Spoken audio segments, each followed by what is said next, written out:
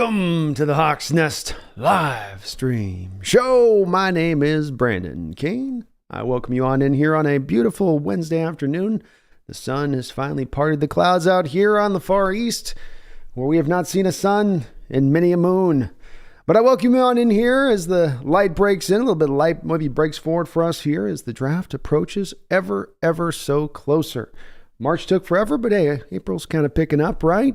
And in our upcoming coverage here for this draft, where I'm going to be streaming all 3 days live, want to be looking at all of these positional groups really closely. Want to be looking at really what are going to be likely Seahawks picks. And really, the important reason we're really analyzing this draft as much as any, of course, and looking at it as closely as any, of course, is because this is, as I've said, the most monumental draft as any in Seahawks history. Maybe you can find certain years that were more important because of the timing, or for a guy to save his job, or to keep things driving forward if the organization is trying to move in a certain direction. But just for my money, for the damage you can do in the good kind of way, this draft is as good as it gets. And so as I look through these players and scout these players and look at the Seahawks situation, something that has stood out to me is the fact that we have not addressed the running back position in free agency this offseason. That's not a surprise. You're not looking to spend big money at the running back position. Certainly not after you just drafted a second-round pick in Kenneth Walker last year. But I do believe that this does indicate then that the Seahawks are most likely going to be looking at least one, but probably even two running backs in this upcoming draft. They have seen both Rashad Penny and Travis Homer leave in free agency. Those spots remain open. There's really not a prospect on the roster that you think is going to fill the shoes at this point. Not to mention, Travis Homer, I believe, only has one more year until I believe he's just about to be a free agent himself, if I'm not mistaken. So you are in a position where you're going to want to start to turn this over again and look at this. I think they're going to definitely take one probably early and late, is what I'm looking at. Now, maybe not first round, hard to say. They could throw us that curveball, but certainly I don't think first round, probably not even second round, maybe third round range. But for the sake of not being certain on that, I want to draw up a list of 12 guys that I look at as the top of this draft, as the creme de la creme in having an electrifying skill set to some degree. There might be some other running backs that are more higher valued on your boards, or even might be a little bit. I think this guy will be picked above this guy. There's a guy on this list by the name of Deuce Vaughn. There'll be other running backs that I don't mention on this list that are going to be picked ahead of him. It's not to say some of these other running backs out there that don't have some talents that they offer or some pro skill. It's just that for my money, here are the electrifying ones that have something certain to them that they could offer, something a little extra in what they could offer that the Seahawks not only need, but would make the team more dynamic offensively. So let's go through the list here. We're going to go one by one here a bit through this list. And I know that this guy is a guy right off the top that's not likely to be drafted by our Seahawks because he's going to probably go early. But there is still it seems like there's some question here as to where exactly he does seem to go. You hear maybe he'll go potentially top 10, but you hear maybe he'll even drift into the 20s-ish range to where the Cowboys are at. I'm sure they would love to be able to pick him up in the 26 range if he would fall that far. Doesn't feel like he'll fall that far, but there is certainly a chance that he could be there in the 20s. And what I'm going to be posting for both of these running backs, if you're watching and not just listening in here, is I've got his PFF grades here over my left side from this last college year and how he performed in that manner. And then you've got his rushing stats here over my right shoulder. This is to give you a little bit of a snapshot of what he was as a player kind of overall in both the grade and in the production. I would love to show you guys some film, of course, but I've got to be very careful in how I do that stuff, especially when I'm doing it in long form like this on an hour-long production or hours-long production. That's where YouTube doesn't kind of let you get away with that. This kid's a very complete running back. The grade certainly indicates that as you see that over my shoulder here. He can do it all. He is a guy that can catch the ball, run the ball. He can get yards when there are no yards, and or he can get yards when there are no holes. And when there are holes, he's going to potentially bust it out and break one. He has everything you want in a big money back. And I tell you, when I saw his testing scores coming out of the combine, 5'11", 215, 4.46, 1.52 10-yard split, 37-inch vertical leap, 124-inch broad jump. Those were all numbers that were really upper level and good, yes. But also, when you watch the tape of him, just pure tape, I kept seeing shades of LaDainian Tomlinson. And every running back it's like a guitar player. Every running back's got their own kind of style in the way that they go about what they do. And when you see another guitar player that comes along who's going to do a Stevie Ray Vaughan style or try to replicate Hendrix, or to go maybe like a smoother Pink Floyd Gilmore slow or Eric Clapton pure slow hand. Like you got so all these different, but when you see one that can copy kind of another of that and seeing such a startling copy of the other of it, that to me is Bijan Robinson. He is to me LaDainian Tomlinson reborn and pure. I will say, I'm going to give you some comps on a lot of these players, and you're going to find me on these comps having to kind of, he's this, but you got to pull this away, and then you could kind of add a little of that. This is a guy to me that just purely looks like LaDainian, who is both a threat as a runner and out of the backfield. He keeps his feet. He can bounce off tackles. He's elusive. He's fast. His testing numbers, if you go look up LaDainian Tomlinson's testing numbers and just put them as overlays, I think you'll be as startled as I was at how closely these guys also tested. And LaDainian also at the time being a top 5 running back in the day when running backs truly mattered. I don't think that this is likely one we go for, but absolutely outstanding production. You might not like the value of taking a running back early if they take one here with him. You might not like the fact they're taking a running back early once again after doing it with Walker and already having Walker in place. But you cannot deny this kid is one of the best prospects in this draft, beat for beat. Pound for pound, no doubt about it. So Bijan Robinson is number 1 on my list. I'm not going to cry if we get that guy. 5 would be tremendously too high. And yes, I probably would not want to say ideally you go at them at 20 either. But if there was some way they end up landing him somehow or another, who knows? He is a phenomenal talent. And again, just going back to it, I went and looked on this. I was looking at was the last best running back prospect that was better than Bijan Robinson. Because I do believe that he is surpassing Saquon Barkley in my view of my outlook of him going forward into the pro level. And I kept kind of going down the list, and I kept going down through the years. I went past Todd Gurley, and I was like, well, Todd Gurley maybe, but then I went, but Todd had the torn ACL in college. He already had some of that bone-on-bone knee worry issues going on there, and this kid doesn't have that. Cleaner prospect.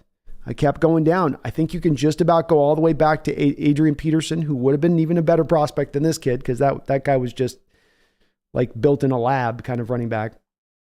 But this kid, I think you have to go back that far to find as talented a player in recent history. And that just tells you, I think, how good this guy really could be. Next guy up on my list is going to be Zach Charbonnet. He's played a good amount of college football, of course.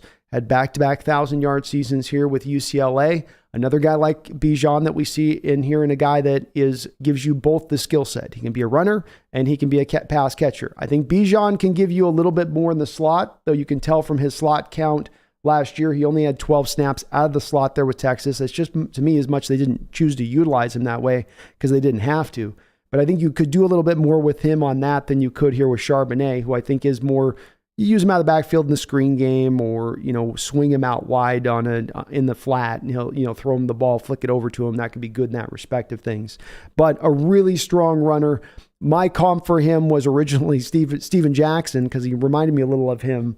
But he is admittedly about 4 inches shorter and 20 pounds lighter than Steven Jackson. So Steven Jackson, minus 4 inches, minus 20 pounds, bam, this is what you get. And whatever that equals out to. Pretty good combine from him, 4.5, 340, 1.54 split. Both him and Bijan with the sub 1.55 10-yard split. They both have that burst you want to see from the running back position with that. And then they give you the explosion. He's got the 37-inch vert, just like Robinson had a 37-inch vert, 122-inch broad jump. That's at least a little bit better than average. And so good overall in that stance of things. Interesting that he came in a pound lighter than Bijan Robinson, just because he feels so much more like a bigger kind of back out there on the field with UCLA. And there's some shades of him probably a little bit that you get with Nick Chubb too, if you're looking for kind of another comp with it. It's very nifty though, as a running back, always moving forward, always driving the pile.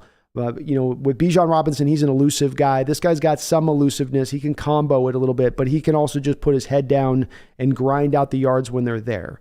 If you're looking for this team right now to maybe be targeting a high running back right now and not wanting to pay necessarily the high price for Bijan Robinson, Zach Charbonnet is a guy that could be the counterpuncher to Kenneth Walker. Now you have a little more of your hammer. You have a little more of your short yardage back. And he's a very talented one at that. He's not just a meat grinder back that gets you to the 3 yards in a cloud of dust. He's actually got some explosiveness to his game and some potential to be an upper level running back in this league. I don't see like with Bijan star level of play here with Charbonnet, but he could be an upper level running back in the league. And he can be a guy that if there's 1 yard, he can get you 3 yards. If there's 4 yards, he can get you 6 yards. I think he's kind of more of that back when he goes to the deal, but he still does offer within that some home run hitting potential, though he's not a pure, speed guy. He just has to have ran over a couple of guys on his pathway to the end zone if he goes to take that route with it. But a lot of college played, back-to-back really good years, back-to-back really strongly graded years by PFF. As a running back, if you're in the 90s range, if you're in the mid-90s range, like we just saw with Robinson as your grade, you're playing phenomenally. You're playing all world. That's not simply a good, solid score. We've often talked about, 65 average is where you are in the NFL level. So you can see when these guys get into the 90s level, it's legitimate. It's the PFF markers are backing up the stat production, which also then backs up the eye test. Not one of these things in itself. I always love to reiterate this because there's some like, oh, do you put up the PFF end all be all? It's like, no, we put it all together. Put the eye test, PFF, statistical production at the school. Let's kind of put it all as much as we can kind of put together to derive the proper value of the player. And this kid, I think, is going to be a second round guy. I don't think he gets into the first round. Hard to say in the second round where he goes. He may also be the third running back and not the second running back taken in this draft, but a guy that with the skill set he gives, his electrifying skill to me with Robinson, it's that you're getting a superstar-like talent at the position. With this, you're getting a guy that fits the conventions of what Carroll has tended to gravitate towards in the running back position, and a guy that provides a necessity to the team. There's only on my list here a couple of these guys that are the kind of the hammer backs. They can get in there and they can really do the short yardage guys. So you might have to get while the getting's good in this draft if you want to pick one of those up. I know some of you have talked about ideally waiting till the 6th or 7th round to go for one of those guys. I'm not sure if one of those guys will necessarily be there in the 6th or 7th round. It's possible, but at first view, the talent of this running back class, which is deep, stands more at the top of the draft than it's sitting as all the way necessarily throughout. And there's some good guys in the 5th round, but these guys are, to me, a cut above on the list I'm going through right now. Next guy up on my list is going to be Jamir Gibbs. Jamir Gibbs out of Alabama. Really fun player to watch. And what stands out about Jamir Gibbs, first and foremost, is acceleration. He is going to go from 0 to 100 as fast as any player that you're going to see out there in this draft. And when I looked at him, I thought he had shades to me of a Chris Johnson. Now, Chris Johnson went back and looked this up, ran a 4.240 back in the day when he was coming out of college, which is absolutely insane for back then. I mean, now it would be insane. It was been super insane even for back then. So Jamir at 4.36 to Chris Johnson's 4.2, he's mightily slower a little bit in relative terms, but still at 4.36, going to be faster than anybody else on the football field. And when you pair it with the 1.52 10-yard split that he also posted, that also backs up to what you see, where he gets the ball and he's just right past anybody else. You have guys right next to him, and he's just running past their grasp.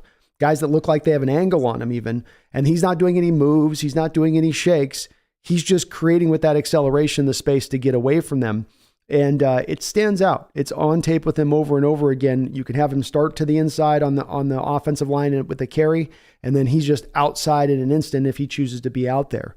And a guy that was mixed all over the place by that Alabama offense. A guy that truly, to me, when you watched him played, I know it's kind of covered up here, but he played a good amount of snaps, 42 snaps last year out of the slot. So you watch him on tape, there's a lot of him going out there and playing wide and going out there and running receiver-like routes. He is, if there's any running back I've seen in this draft, especially these top guys that runs receiver-like routes, and this is his electrifying kind of skill to me, on top of the suddenness, which he has, which is unique really to him, absent maybe one other guy in this draft.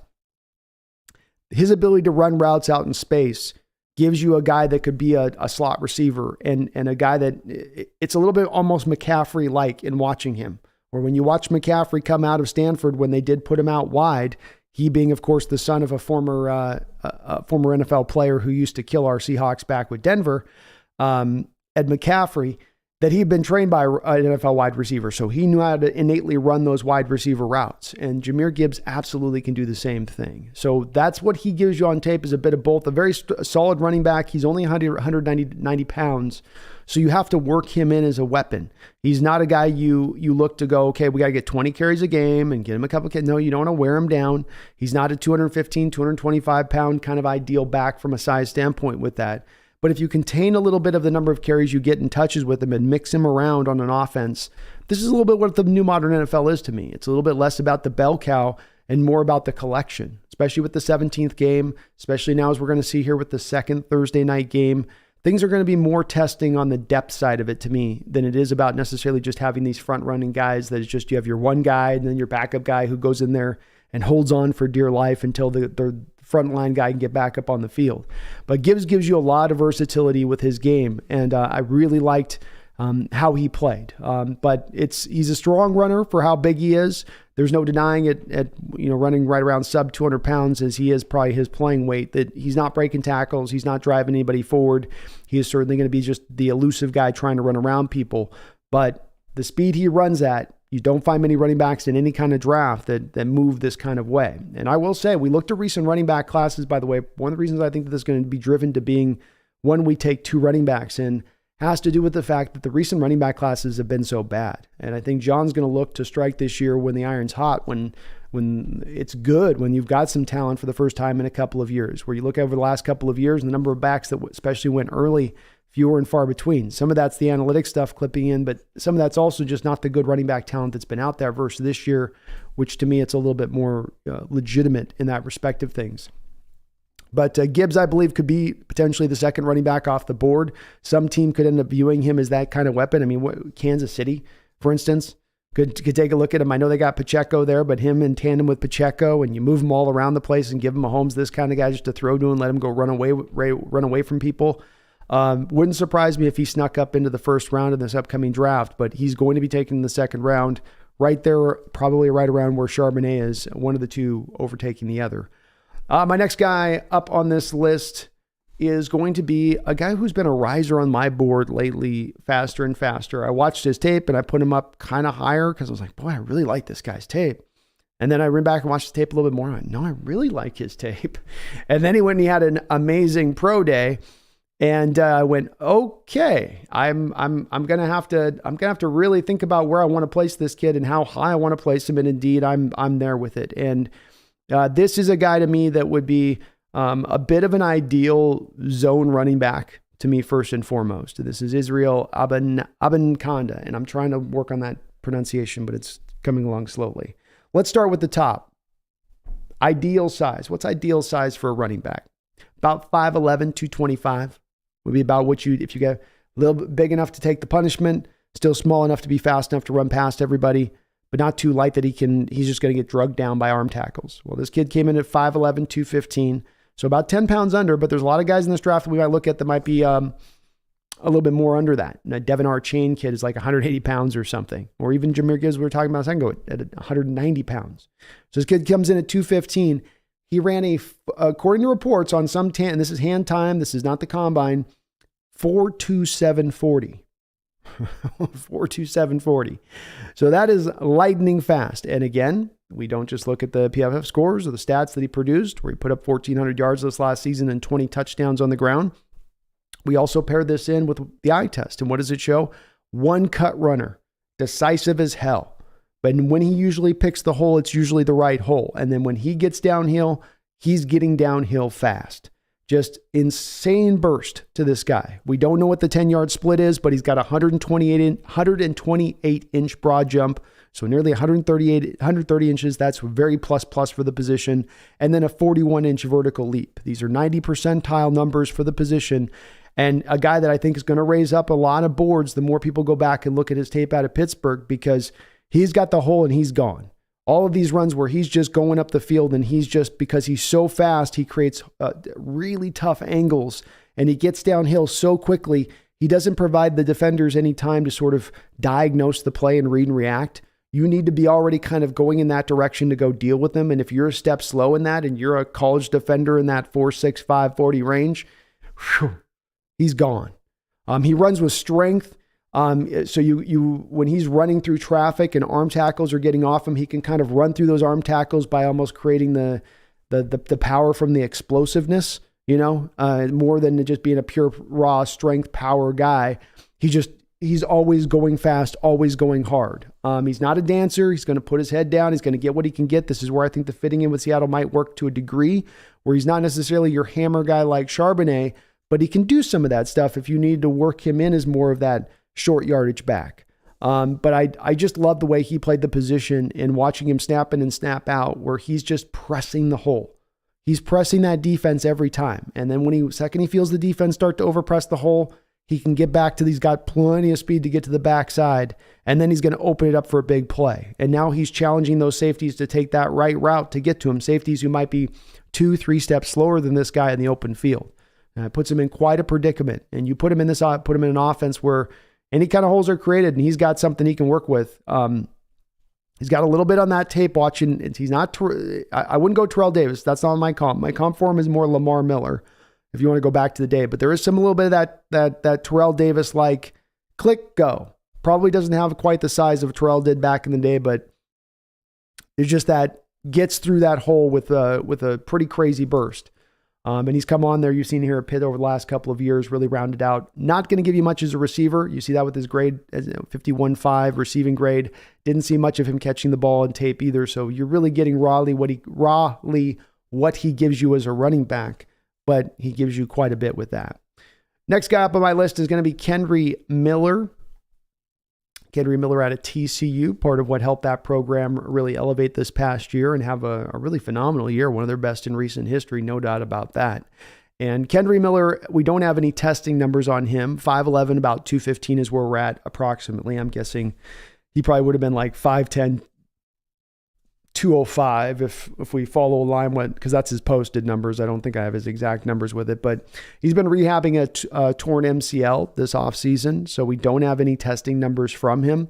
Luckily, he is a guy that we've got a lot of good tape on with him. So last year, almost 1,400 yards, 6.2 average per carry, 17 touchdowns. PFF liked him quite a bit too, with an 85 grade on offensively overall, an 88.5 run grade, as much like the last guy we were talking about, not necessarily a pass catcher out of the backfield.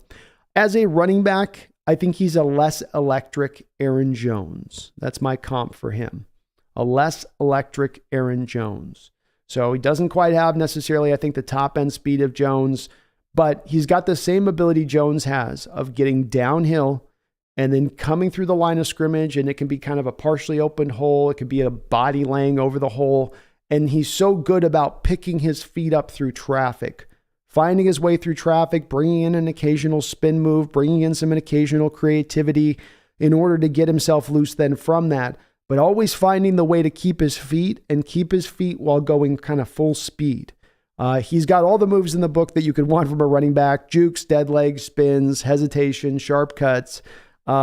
He's the kind of fun running back that fans are going to enjoy to watch. That he's got every one of the controller buttons and a couple of the paddle buttons too, in addition, paddle move buttons underneath on the other side of it. So excellent balance with this kid. Changes direction on a dime. A lot of great vision on his tape as well, of finding the hole, where there's no hole. Oh, something open here. I'm back out there. I'll go get to it. I really like where he's at. I don't think he's going to be Aaron Jones as a player at the next level, but I do think he'll be maybe just a smidge below that as far as his potential goes. It does suck that we don't have a bit more of his testing numbers here with that MCL, so there's a little bit more of a question with him, but I'm just going to kind of fall back on the tape with Kendry, and really good production last year for TCU in that season that they had. Next up is I've got another one of my late risers here on the board, a guy that I was very slow to get around on, but I've really come along quite a bit with him as far as really enjoyed his tape. And another guy that had some startling similarities to a recent guy that came out in the recent drafts, who's actually was drafted by our Seahawks. And this is Chase Brown. He's 5'9.5", 209 pounds. So just a little brick. 4'4", 340. So almost a 4'4", 40 speed. 1.53 10-yard split. 40-inch vertical leap. 127-inch broad. So upper level explosion numbers, what you look for in that. And then the 1.53 10-yard split, that's right there in line with what we were seeing with Jamir Gibbs. And Jamir Gibbs ran that 1.52 10-yard split at 190 pounds. Chase Brown did it at the combine at 209 pounds, almost 20 pounds heavier in those quickness scores. So Chase Brown's a guy that you might initially kind of sleep on, but go watch the tape, go flip it on, and tell me that you don't see Kenneth Walker minus 10%. So like 90% of Kenneth Walker is what I see in Chase Brown out there. He's not quite got that extra difference-making level of kind of gear to him that I think Kenneth does indeed have, but he's just below that while still possessing many of those same kind of traits. The instant acceleration, the ability to be patient when he needs to be. For the most part, we saw Kenneth at times be a little bit too patient at times. But the patience to wait and find the spot that he needs to go to, the creativity, the explosion anywhere, anytime. It can be through the line, behind the line. The explosion is going to show up. Just really liked him overall as a player and the way he ran and went about his business. And a guy that has a good understanding of what he's doing as a running back at the position. And you look at him statistically here, back-to-back 1,000-yard seasons, 500-yard season before that. I mean, he ran for darn near 3,000 yards in his college experience. So he's got a lot of carries and a lot of experience toting the rock. And that shows up. You see a guy very wise in his running ways. I thought that was the thing that really from him stood out. And again, to think that you're getting a guy, Kenneth Walker, 90% of that, well, it's a late second, third round guy is probably where you're going to see him fall in line with. And I know this would be a little bit of doubling up on what we already have with Walker, but Hawks may like that. They like the explosion scores. He doesn't necessarily have quite, I think, the size they normally kind of key into, but they made the exception last year with Walker. So they very well may be willing to make the exception here with Brown for a guy that's very similarly sized. Again, a guy that really, really liked. He's, I think, a little bit better than the last two guys. I know his PFF score doesn't reflect this, but a little bit better in pass protection. His hands are pretty good. He does really awesomely. He does got great wheel routes. He's good in pass protection, a willing blocker. I could see why Seattle might gravitate towards this guy potentially, and a fun running back on tape to watch. Very, very fast. That 4.43 speed absolutely does show up on the football field. Next up, we've got another guy that we don't have any testing numbers, unfortunately, on, but another guy that I do like off of his tape quite a bit. And this would be Sean Tucker out of Syracuse. His listed weight they've got him here, I guess, 5'9", 207. That sounds about right. I had 5'10", 205, but we'll split the difference on this one. He is not going to do anything at the combine. He's medical issues, so he's sitting out his pro day as well. So we have none of those testing numbers to go off with him. You can see that PFF likes him, relatively speaking, though they ding him a little bit as far as his pass catching stuff goes. And really, he's a guy that's not going to catch anything out of the backfield outside of screens. He's not like some of these other guys that can almost be suboptimal receivers at the position. He's not going to give you that. But what he is going to give you is another back, a little bit like Brown was a second ago, who's got a lot of production here at the school, who's had a lot of carries with this guy, right? Almost 500 carries just about, collectively speaking, over his career there at Syracuse. So a very smart runner. A guy knows where he needs to go with the ball. He's a very agile back with really loose hips, built a little bit. He's listed 5'9", 5'10", but very kind of built lower to the ground. He's got a running style that reminded me of a Thurman Thomas. Now, he doesn't have Thurman Thomas's ability as a pass catcher because Thurman, you could line out as a receiver. He's not that. And he doesn't have Thurman Thomas's power, but he's got really swivelly hips. And so he can be going one direction and go, hey, I need to go there. And those hips will flip, and then he can go back to that other spot. He's a great bounce back runner, bounce outside runner because of this as well. So he'll start the play inside and then hip swivel to bounce to swivel to then allow him to get back to full speed, to get bouncing it back outside to try to then end up turning the corner. It'd be nice if we could be able to pair him at this point, say, and you've got the 4.4 speed to go on top of that. So he's running away with it as opposed to maybe being more of a 4.5 kind of guy. But his vision really stood out to me. He's going to find the hole. He's going to make the read, and it's all going to happen almost from an instantaneous standpoint where he's not going to take a long time to kind of, where do I need to go? Okay, over there. He's going to make his choice. He's going to get there, and then he's got some still moves in the open field to kind of break tackles and have a little bit of wiggle out there to be a real tough guy to bring down at that point, which stood out to me. So fun back, another little nice thing with him when you watch him that's interesting that helps him on really busting the long runs. One of the better backs I've seen in recent days of almost doing the old school style of running with the high knees when they get into the open field, not full on, over accentuating it, but within the course of their running gait, where guys cannot tackle him from behind with those moves they do where they dive at the feet from behind, and they might have the angle to do that because he's keeping his feet always up. And so he had a lot of big runs. He was able to really break even with further distance and take a 30-yard run and make it a 60-yard run or a 50-yard run to 70 because of the fact that last defender coming in there with that miracle tackle, even if he had have an angle, he still was able to kind of keep those feet up while going full speed. So a lot of body control and just little elements that you really like to have niftily within a running back. It's just something that you do gravitate to on some of the skills that Tucker has. Not complete back, but a really fun back and a guy that I think is going to be, would be a benefit for us if we need to bring in a guy off the bench to get to tote that rock other than Walker. A guy that I think would have more running ability, let's say, than DJ Dallas.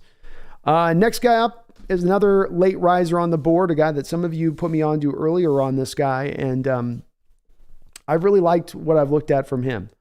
I've liked a lot of what I've looked at from this kid a lot. He hasn't had the opportunities necessarily as some of these other guys. This would be Bijan Robinson's backup, Roshan Johnson. And so a guy that doesn't get a lot of carries last year, only 93 attempts, because obviously Bijan Robinson was handling the rock. He is a guy that is startling to me. I know I'm making a couple comparisons to Seahawks running backs in this draft, but I watch a lot of our running backs. So, you get an eye for this kind of stuff. He's startling to me in how much he looks like Chris Carson on tape. And the move Carson could often do where he would have a guy have a clean tackle. The guy would get his head out of it. He would get his shoulder pad into it. And you would see the guy get the shoulder pad with the wrap up right into the hips of Chris Carson. And Carson could kind of do that bounce off move where the guy would eventually slip and fall off of the tackle. So you have a guy that just has him heads up, squared up, but because Chris Carson was so powerful and so able to kind of just muscle his way out of those tackles, the guys would just fall away and they'd end up on their face on the turf and he'd still end up going forward up the football field. That's what Roshan Johnson does all over his tape. Really good feet, good enough burst, 4.5, 8.40, which again, with Carson coming out, that's why there's a little bit of my comp here too, because Carson didn't run a fast 40 coming out either. Wasn't like he was just the small school guy or no, it wasn't necessarily that. And then Roshan came in with a 1.52 10-yard split. So he tested at the same point from a 10-yard split standpoint as Jamir Gibbs. And Jamir Gibbs' bread and butter is the explosiveness, is that quickness. So Johnson to be in that same place at 6 foot, 220 pounds. He ran the same 10-yard split as Jamir Gibbs, almost 30 pounds heavier. Very, very impressive. And this is a short yardage back when you need him to be. This is a meat grinder back who'll put his head down. Now, he doesn't have the full explosiveness of that because he's only a 31.5-inch vertical leap, 122-inch broad jump, below average to average scores back to back there. So the explosion isn't purely as much there, but the quickness is. The getting that burst there, and that burst is as important as anything else to the running back position. So 93 carries, 554 yards, 6 yards a carry last year, but we do see there is the consistency there, don't we? Every year of his career in his 4 years at Texas averaged over 5 yards a carry. Never maybe at any point in time outside of maybe his first year having more than 100 carries in a given year, but seeming to get better from the statistical standpoint as you look at that and you pair it back over with the PFF grades through the years on that to my shoulder here, where he does seem to be getting stronger and better overall. And if you look at the numbers, interesting enough here as I go back really quick, we look at Roshan Johnson behind the same Texas offensive line last year. Roshan Johnson on 258 attempts with 1,580 yards, averaged 6.1 yards per carry. 6.1. And let's go back over here now to Johnson. And Johnson last year on 93 carries, 554 yards, averaged 6 yards a carry. So there's a 0.1 yard average per carry difference from last season between these two ball carriers on the very same college club. Does this mean they're the same talent? Does this mean they have the same? No, it does not. But it does illustrate the fact he's a quality back. And there's some quality markers here within this to go to that even though he is a backup, let's say, he should be viewed as a little bit more deeper than that. There should be a little bit of a different grade attributed to him in that respect. I don't think he's going to be much as a pass catcher, but when we're talking about the fit for our Seahawks and what's needed for our Seahawks here, what we need is a guy that can catch the foot, not catch, but a short yardage kind of back. Can be that guy that's the tough runner, stays behind his pads, can lay down some punishment, can wear a defense out, can be the counter punch to Walker, take that load off of Walker's shoulders. So we're not forcing him to do that type of stuff. We have the guy to do that type of stuff when need be. He's got a patented move where he kind of has a hesitation and sort of loads up. It's a lot like we saw with Carson too at times. When he was going to get ready to lay it into a guy, you saw him, you're about to get it. He's got that same thing going on to him. He would be a fan favorite running back because Seattle fans, I don't know if it's what Marshawn created in us. I don't know what it is, but we just have a real liking for those hard running backs, those guys that just refuse to be brought down to the ground. They don't have to be fast necessarily. They don't have any, just be willing to fight for your life, to not be tackled, and we'll love you to death. And he would be that kind of guy for the Seahawks team.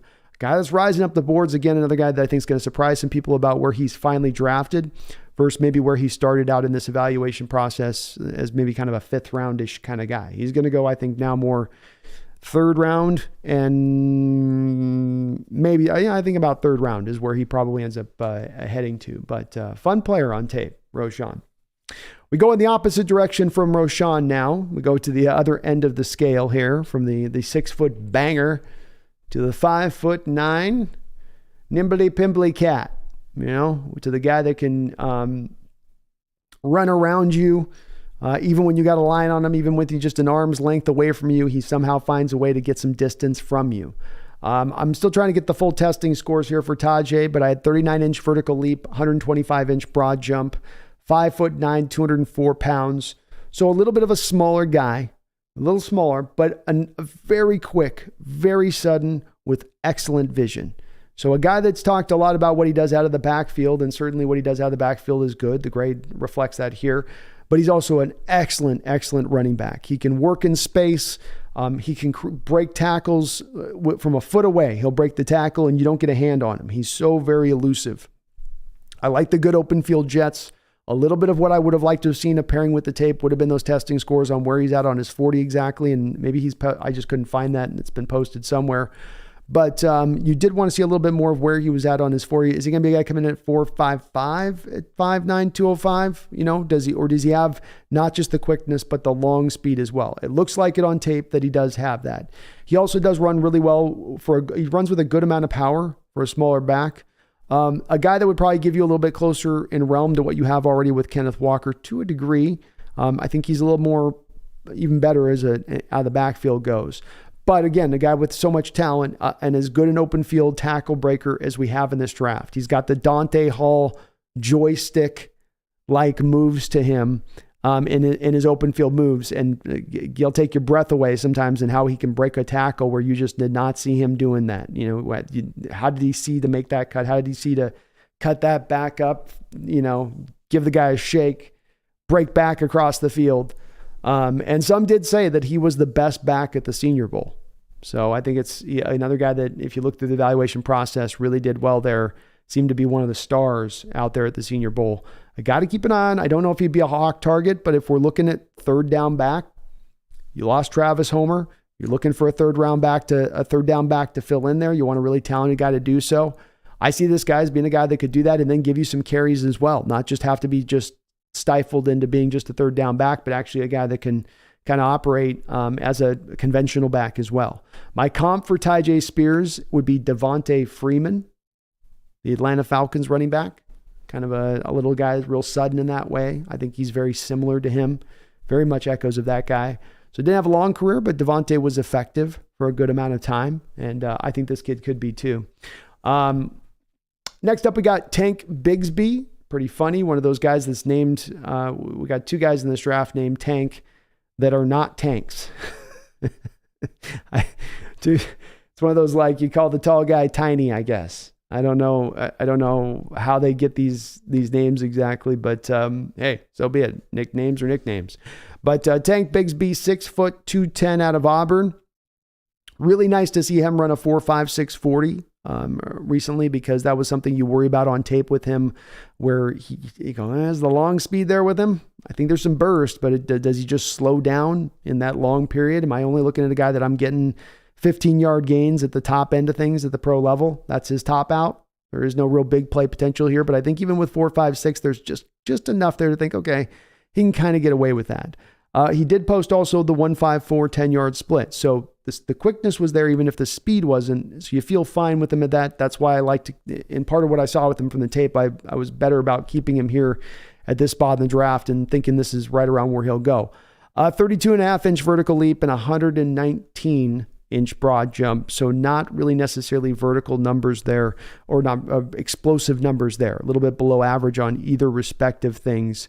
And that kind of matches up. He's not an exceptional necessarily athlete. He's not going to be a guy that's going to run away, I think, from a lot of people. But he does have a sense of urgency that he runs with. And I've called him on my comp for him as a plodding Dalvin Cook. So I know it might not sound like I'm being really excited with this guy, but he's actually fun to watch. He's a little higher cut than Dalvin was, but he's got that same kind of ability to break open field tackles in a real creative fashion. With Dalvin, the legs are always kind of moving, even when he's going side to side.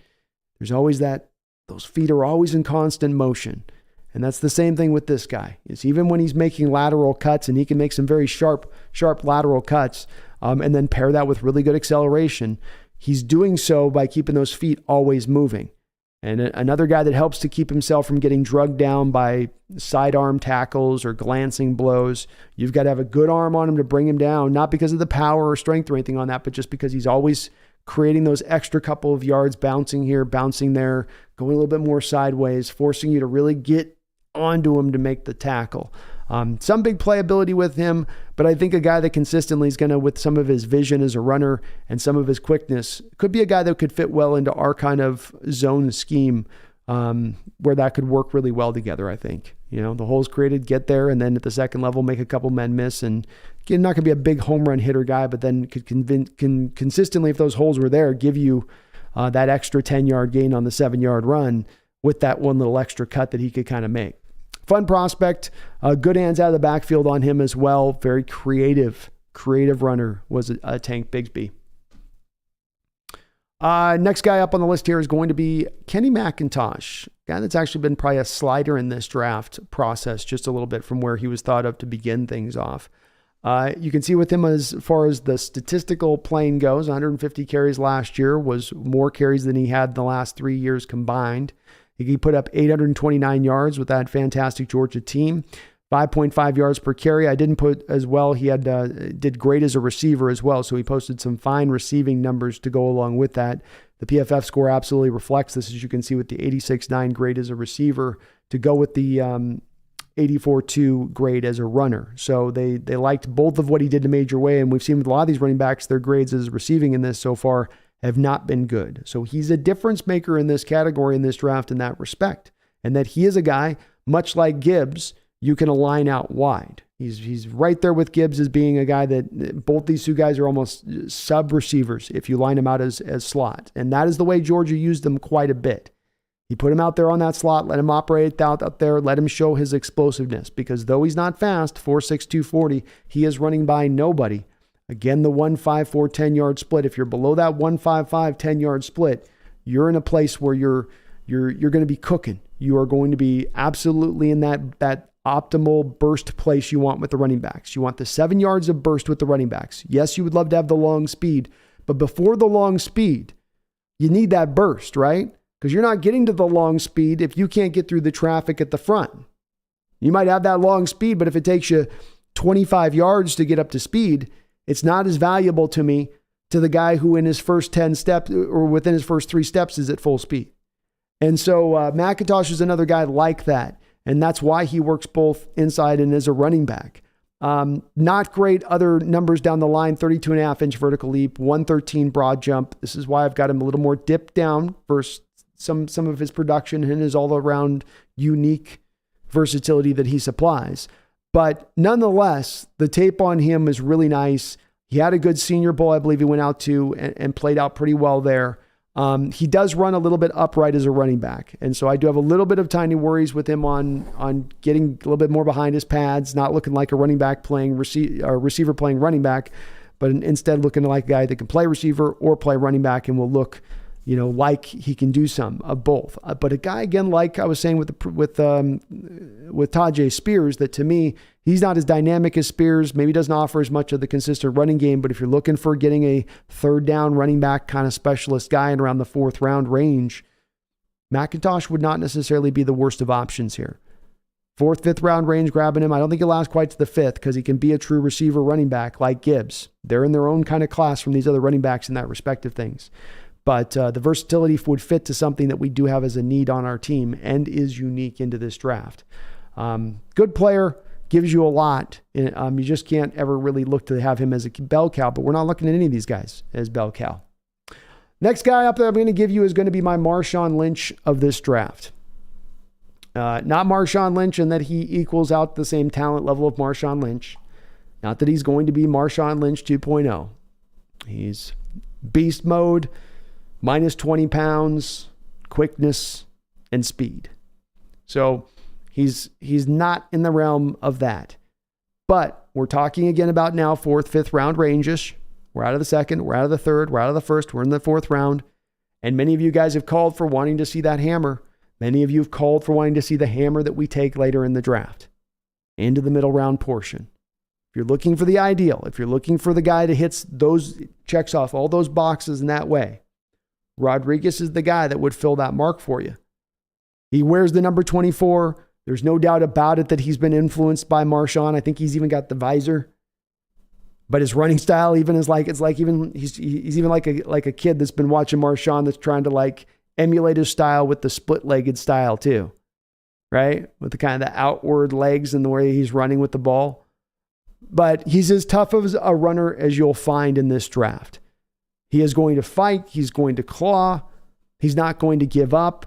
You've got him stacked up with 2 defenders. He's going to keep his feet driving and pushing it forward. He's not going to give up. Unique. There's not a lot of guys that way in this draft that are that run that soundly, that hard, snap in and snap out. And as I said about Roshan Johnson, few of these guys are in this draft. We really do have this kind of need on this team right now, right? Kind of seemed like we didn't really have the answer there last year when we were in short yard situations and that we tried to make Walker the guy to do it, but it really didn't fit to what, he is or he's going to do with that. Rodriguez, 5'11", 217, pretty good, pretty close to those size specifications we were talking about that you look for, 5'11", 225. He ran a 4.5, 240, not super fast, but not sluggish slow either. Only did a 33-inch vert. Those are the only testing numbers I've got on him so far right now.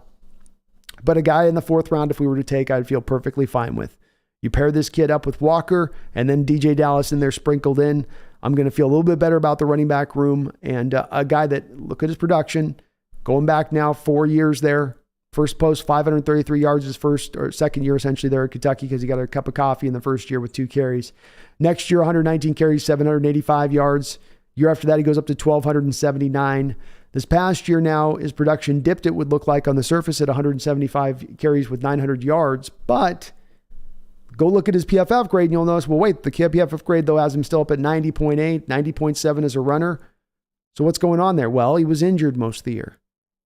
That's why the production is not quite there.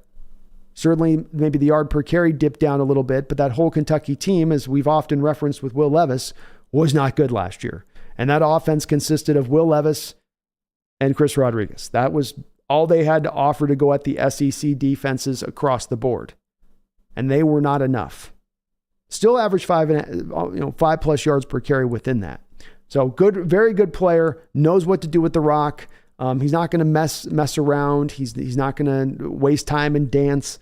He's going to get up field. He's going to run behind his pads. He's going to deliver a blow.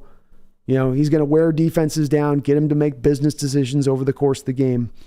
Like this guy a lot, and I don't think there's a lot of running backs like this. To me, it's almost kind of, Zach Charbonnet, Roshan Johnson, Chris Rodriguez. And I've yet to really find a guy that I'm sold on as being a real viable, another guy that could be that, hammer-like back in this draft. Last guy on my list is just a fun guy, and this guy, again, is a little bit dipped down further than other guys on my draft board that I didn't mention on this list as being electrifying, that are just kind of good, somewhat decent pro prospects.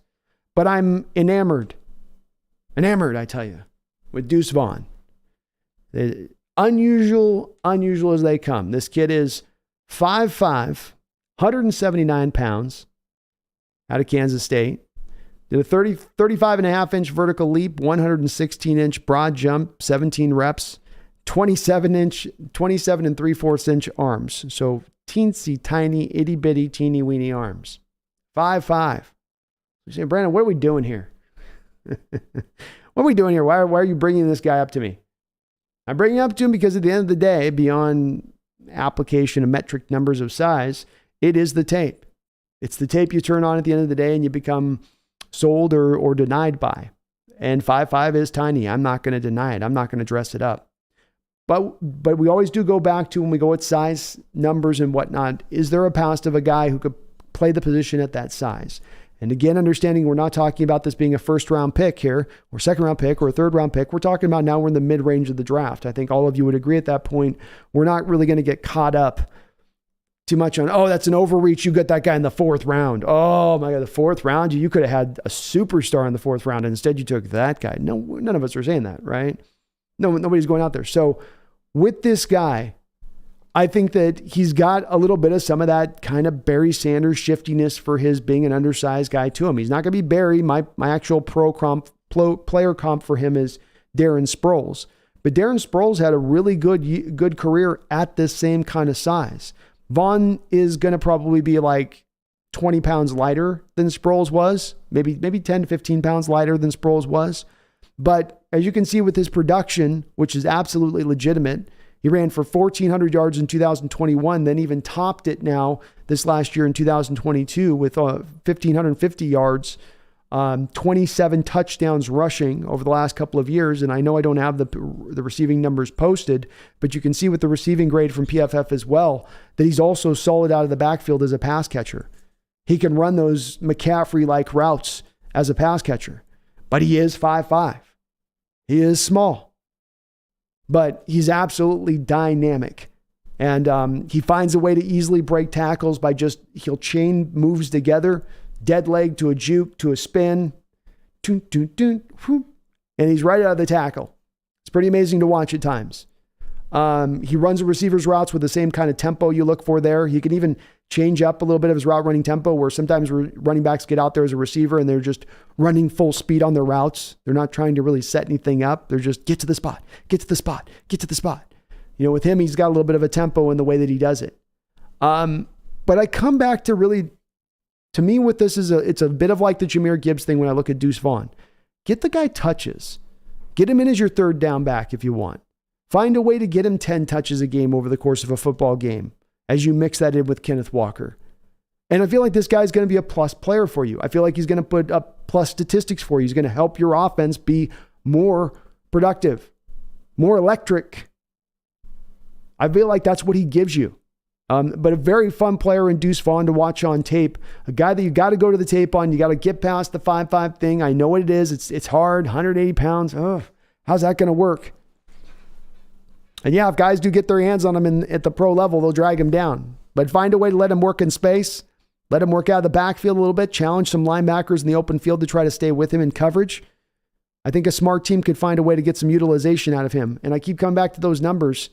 Darn near 2,900 yards rushing over the last couple of years. I know it's the Big Ten, and they don't play defense.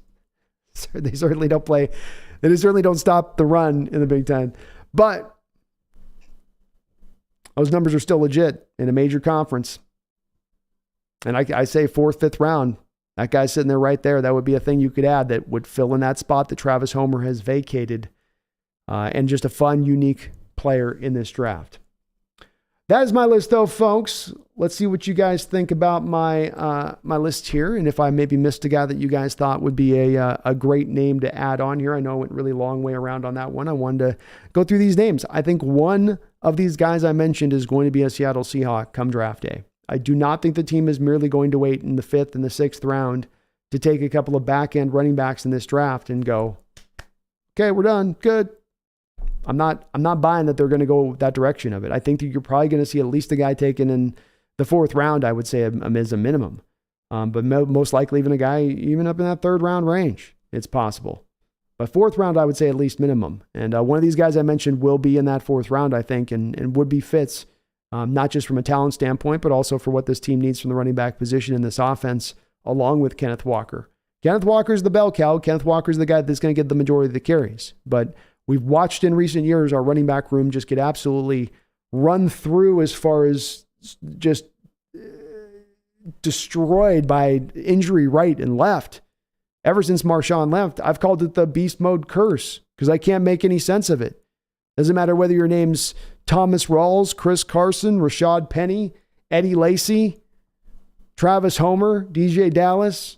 Go down the list. And go. You want to do something fun? Just go look at DJ Dallas's medical sheet since he's arrived in Seattle. Because there's a site out there where you can look at every NFL player's medical history and the problems they've had since they've entered the league.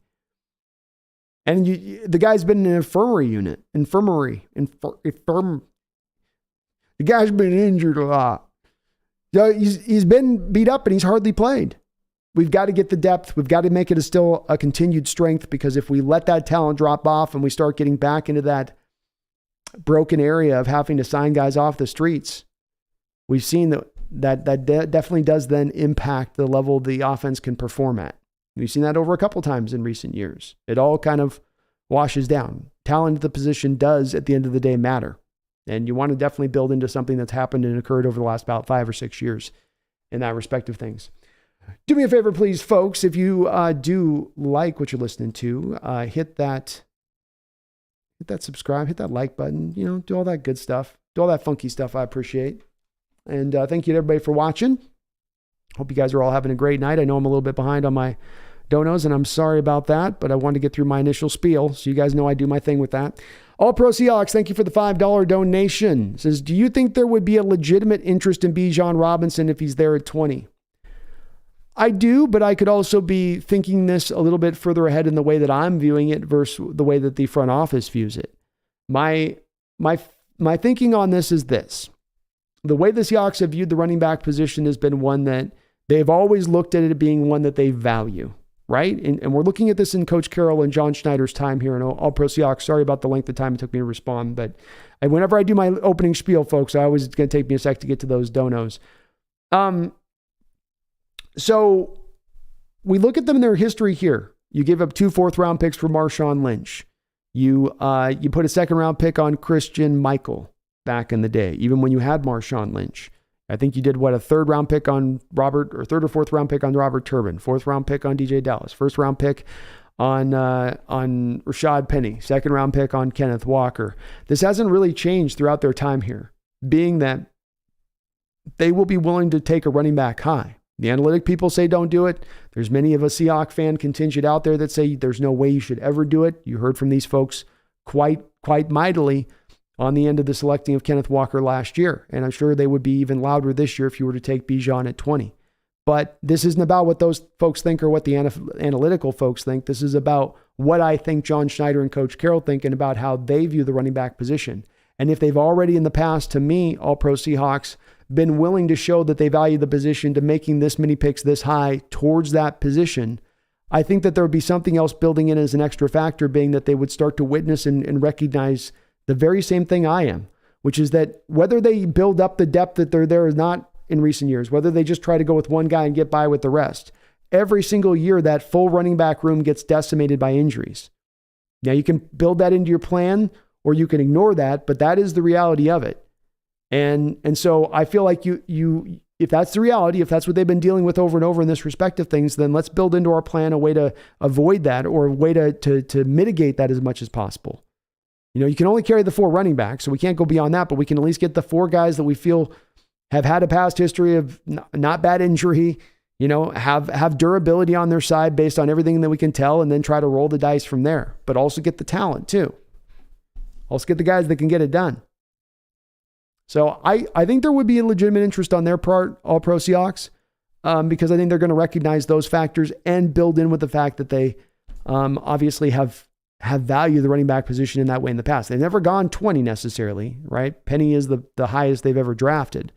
But Robinson is that guy, like I said, that is in that rare era of special talent. This isn't merely the best back in the last couple of years coming out. Like I said, this is the most talented running back going back to probably Peterson. So if there's one guy that could drive that pick, I think that could be one.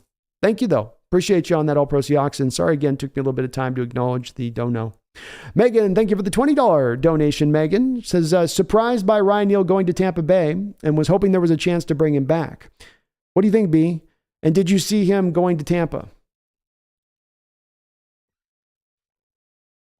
Well, I really appreciate the $20 donation, first and foremost, Megan, my lady from Danenda.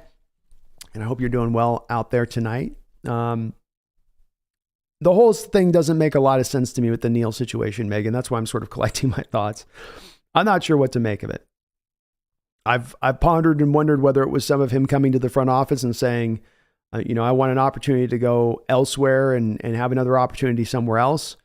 But even that's kind of odd to me because he goes to Tampa Bay, where Tampa Bay's been playing Antoine Winfield Jr. at strong safety in recent years. So are they bringing him in there to play strong safety and then Antoine plays free safety? Now he goes back to free? Kind of strange.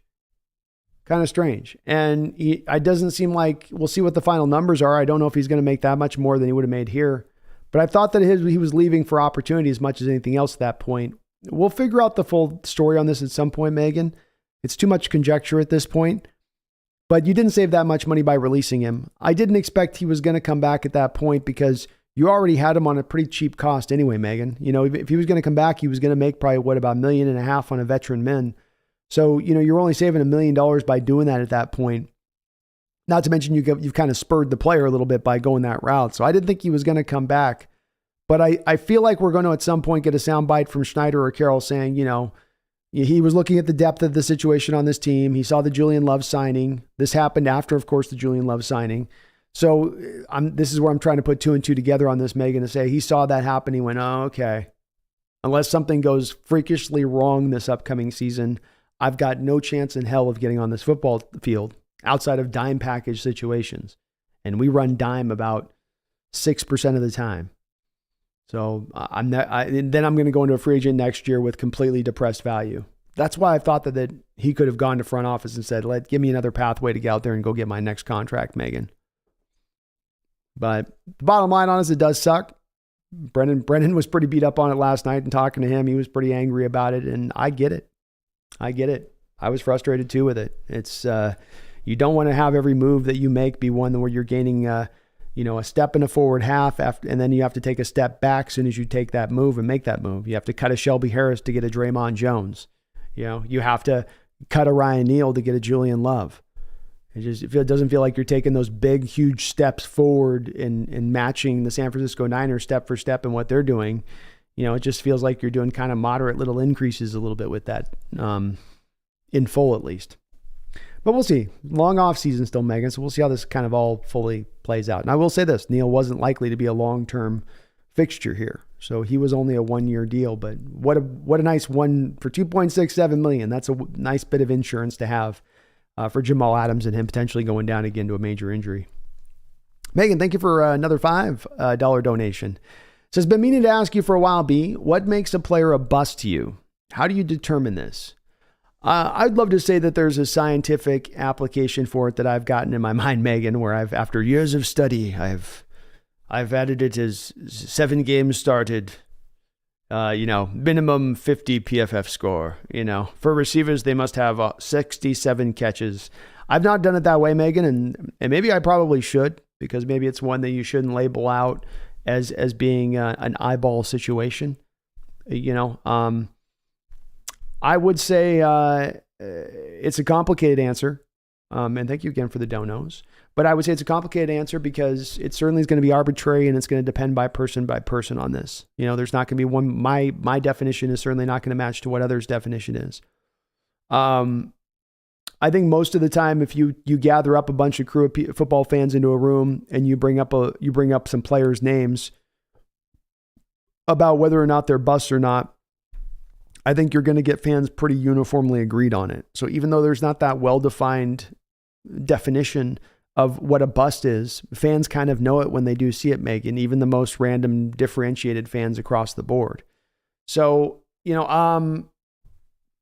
for me personally, what would make a bust is first, it's got to be a highly drafted player first and foremost. So you're talking about third round onwards, I would say, Megan, in general, you're really at that point hoping you're getting a player, but you can kind of lightly apply the label to certain guys in those rounds. But you're really, once you get into that area of the draft, it's not the same as the area of the draft, and then usually the first and the second round. So first off, you got to kind of be in that place if you're a player, Megan.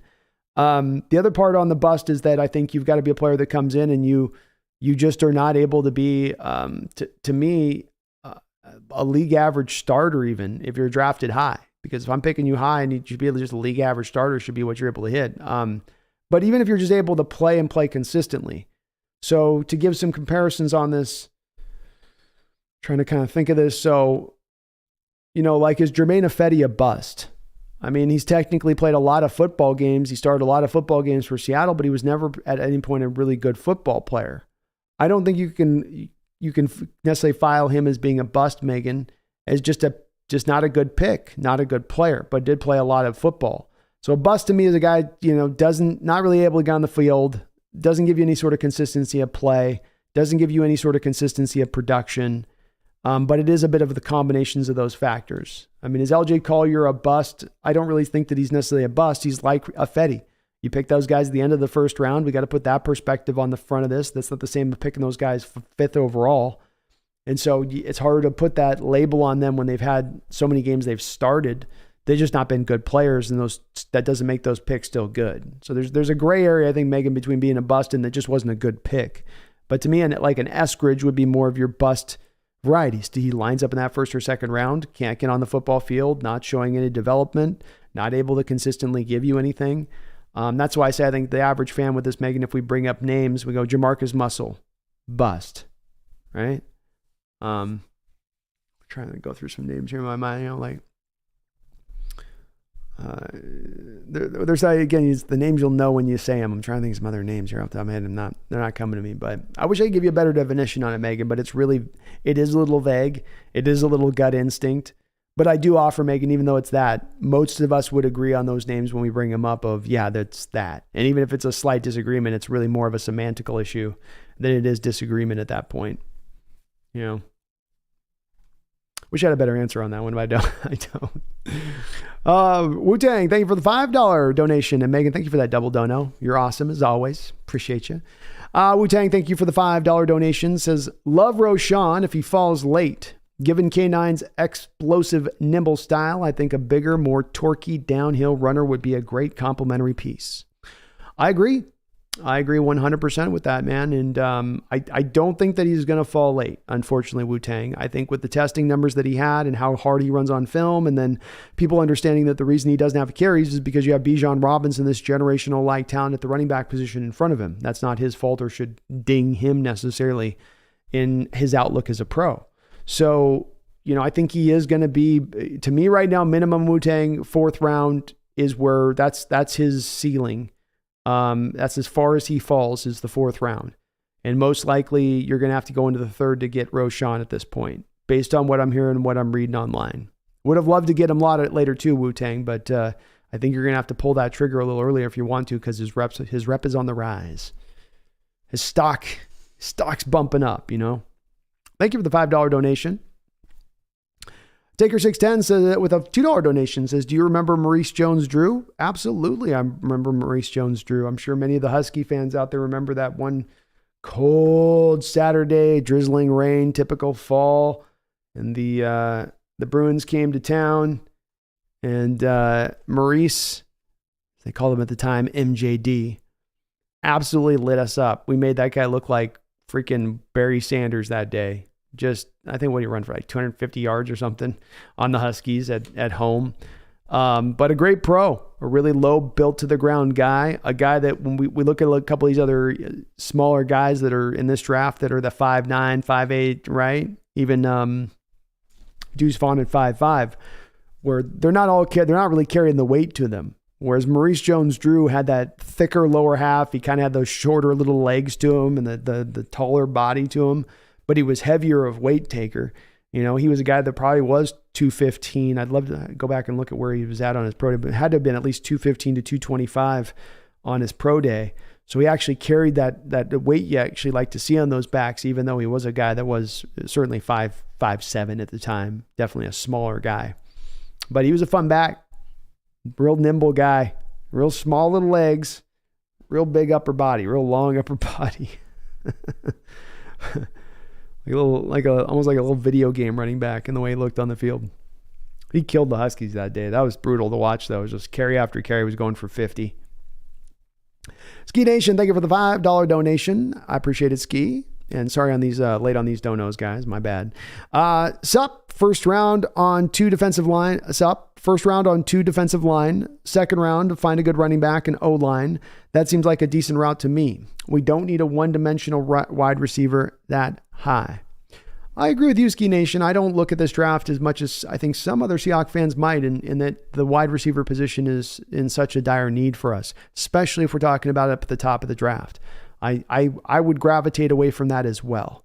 I've long kind of started to suspect on this that we should start to look and expect that of the first 3 picks in this draft for our Seahawks, if there is no trading back, that we should probably have an expectation level that 2 of those picks are most likely to be defensive linemen, I think. I know I'm taking a shot in the dark here, and this is, me just sort of just trying to play the guessing game a little bit, but I would say that looks like a high likelihood with where the talent is at this draft, where the need is for the Seahawks, it all kind of aligning up in that fashion. So I agree with you on that one, Ski Nation, 100%. Second round running back, you're going to get a very talented guy if you grab one here, a guy that would pair very nicely to Walker. We ran through 13 potential names there. Those aren't all second round backs, of course, but 13 potential names down the line who would all help this team. All of those running backs, I think, would be, all of them, I think, would be better than what you've got from the position the last couple of years as backups. Aside from Penny and Walker, I think they would be better. Thank you, though, Ski. Appreciate you. Joe Z, thank you for the $5 donation. Says, great stuff as always, B. I see the draftees are now visiting teams. Are those for workouts or just chalk talk type of stuff? Every once in a while, teams will bring them in and then try to run them through stuff that's not always been planned. It's more supposed to be chalk top stuff. Bring them into the facility, get them around your guys that are in the facility, see how they interact a little bit, get a little bit of a sort of a taster's choice of what you would get from these guys and just their feeling in the building. So it's more for that. But we have heard those reports at times, Joe, where you get the guys coming in for a report and then you hear them doing some private workout for the team and they tear an ACL and you go, why were they having him do a private workout? And hopefully we've reached the point, this spot where the agents have told the players, don't do that. Don't do that. Not for the risk of the injury that you have in that situation. And all of those teams don't get it just in. That's what you have the combine for. That's what you have the pro days for. That's where you do your picking and prodding and pulling, So it should be just that. But Joe, in the times in the past, there have been moments they've certainly overstepped their bounds, the NFL, to try to get that data, get that information, man, But yeah. And remember too, with who visits the Hawks, definitely put some certain connections between whoever visits, whoever comes out to Seattle. Those are guys that they are truly looking at, truly interested in. We've seen even last couple of years, they'll come out of the draft with a couple of guys who came out to visit them. Happened last year. So it's important. Very important. Thank you, Joe. Ski Nation with a $5. Appreciate you as well, Ski, for the double donation tonight. He says, never mind. I'm sold on Deuce Vaughn. Pick him at 5 and our games will look like Tom and Jerry matchup. All these oversized defenders can't match up. It's just how it is. It's like if you ever tried to pick up a cat that doesn't want to be picked up, that's basically what it is with Deuce Vaughn. Or it's like the chicken with Rocky in the movie where he's trying to pick up the chicken. It's like, how can I not get my hands on this thing? We're just...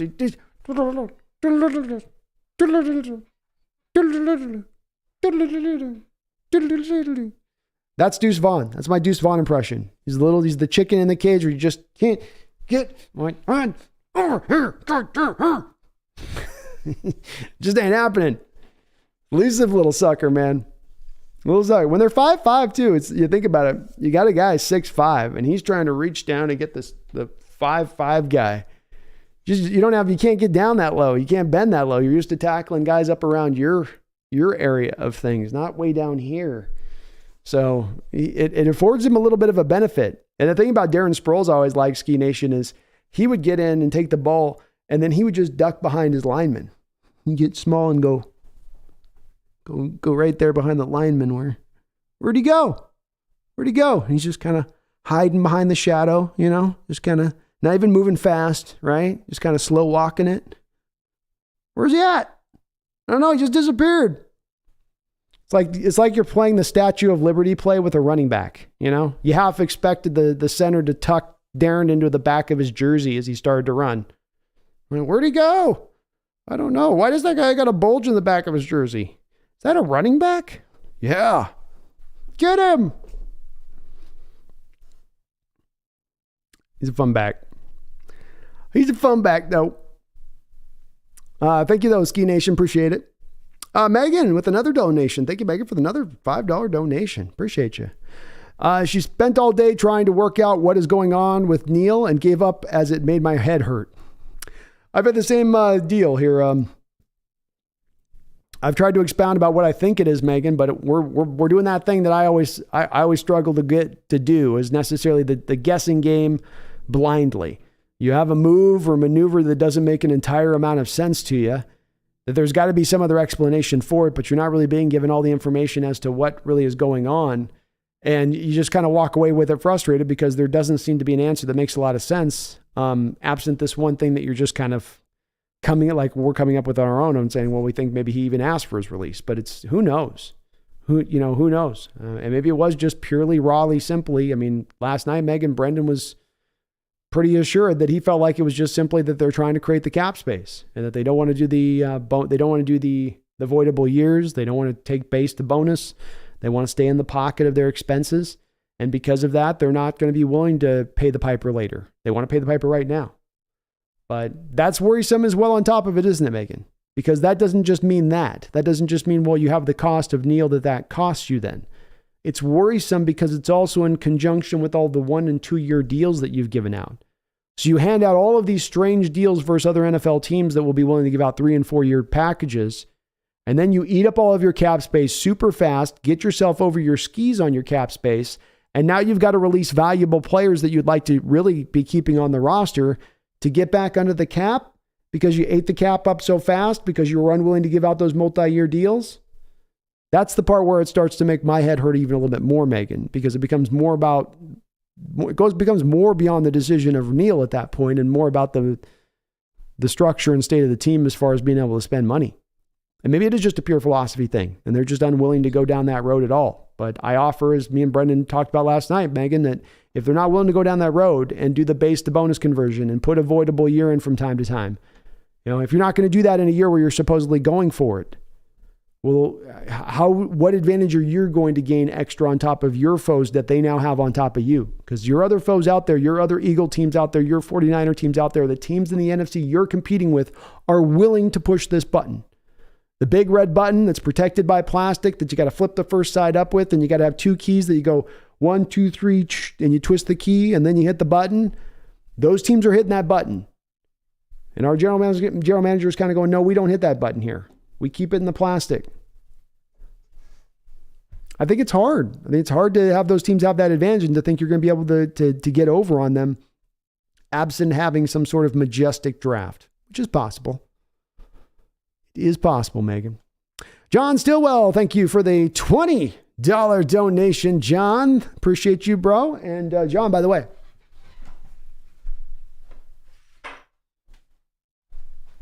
we got the squeeze thing there, John. Chugga, chugga, chugga.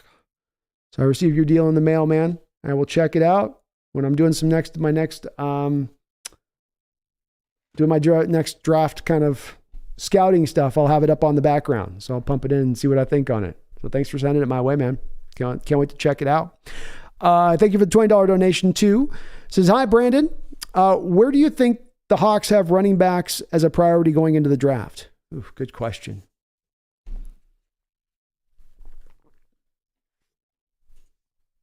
Well, my get Gus is that they're gonna do something good. My gut instinct on this, and it's only my gut instinct here, John, is that you don't see them going out there and getting a veteran back. Last year, they spent $5.75 million on Rashad Penny. If I'm not mistaken, the year before that, I think you had Carlos Hyde in here as that veteran option. So they have gone in the past and looked at veteran running backs to bring them in as a hedge for the draft. They haven't done that this year. They've not looked at all into free agency at any of the running backs. And I think that's telling. And I think also the fact that they don't have any really more money to spend. Then you've got the 10 picks in this draft. Then you have, John, a draft where I think the running back position is, I would say, the second or third strongest position in this draft. So that all comes together in my mind. And I put that all together and I go, okay, you're probably taking 2 running backs in this draft, which would then, John, be obviously it would be a high priority of consideration for them in this draft. But you do have 10 picks. So the rub becomes, where do they feel comfortable making those selections? They love what they have in Walker. They feel probably pretty solidly about what they have in DJ Dallas going into a contract year. So how much of a need is it for the third and fourth guy? How much of is in need for that guy who will be the third guy off the bench and the fourth guy who will be the third down running back guy? If not, DJ Dallas might be that guy because that's certainly in his skill set too. So it's an interesting question, John, and I wish I had more of a certain answer to give you on it, but I will just say that I have only really my guess on this one, just by the looks of things. And I think they're going to like wanting to take one of the talents at the top of the draft, somewhere between probably the second and fourth round, and then grab one guy between the 5th, 7th round area. And then you stack up 2. You need 2. So they're going to have to get 2 from somewhere. But that would be the way, if I was thinking how John's probably trying to play this or roll this, that's how I would see him rolling it. 1 early, 1 a little later. Not just the 2 later one, John, which is some people are saying we'll just get 2 of them later. I don't think they would do that.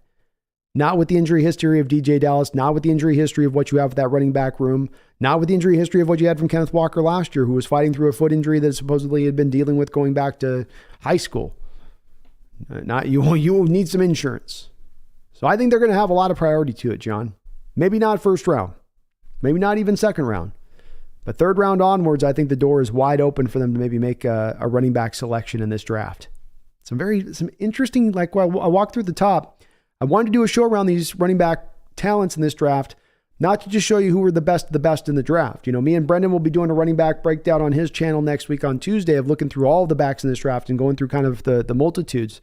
But this was about finding the guys that I thought would be just those unique fits that would just offer something that little bit of different that we don't have, or that fits so well into what we do have, that are just a little bit, I think, of a different difference makers in this draft and what they bring to the position. And they may not bring something that gives you the 20 carry back, that it may be something that they give you like Deuce Vaughn, you get 10 touches a day, 10 touches a game. I mean, Jamir Gibbs might be that guy. You're getting only 10 touches a game.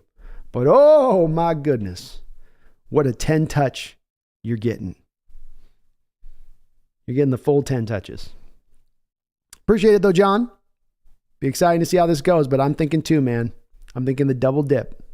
And thank you for the Ozone Squeeze. Appreciate it, folks. Check out Ozone Squeeze. The show's sponsored and brought to you by Ozone Squeeze. And their LP, Ozone. Their LP, Squeeze It. Megan, thank you for the $5 donation.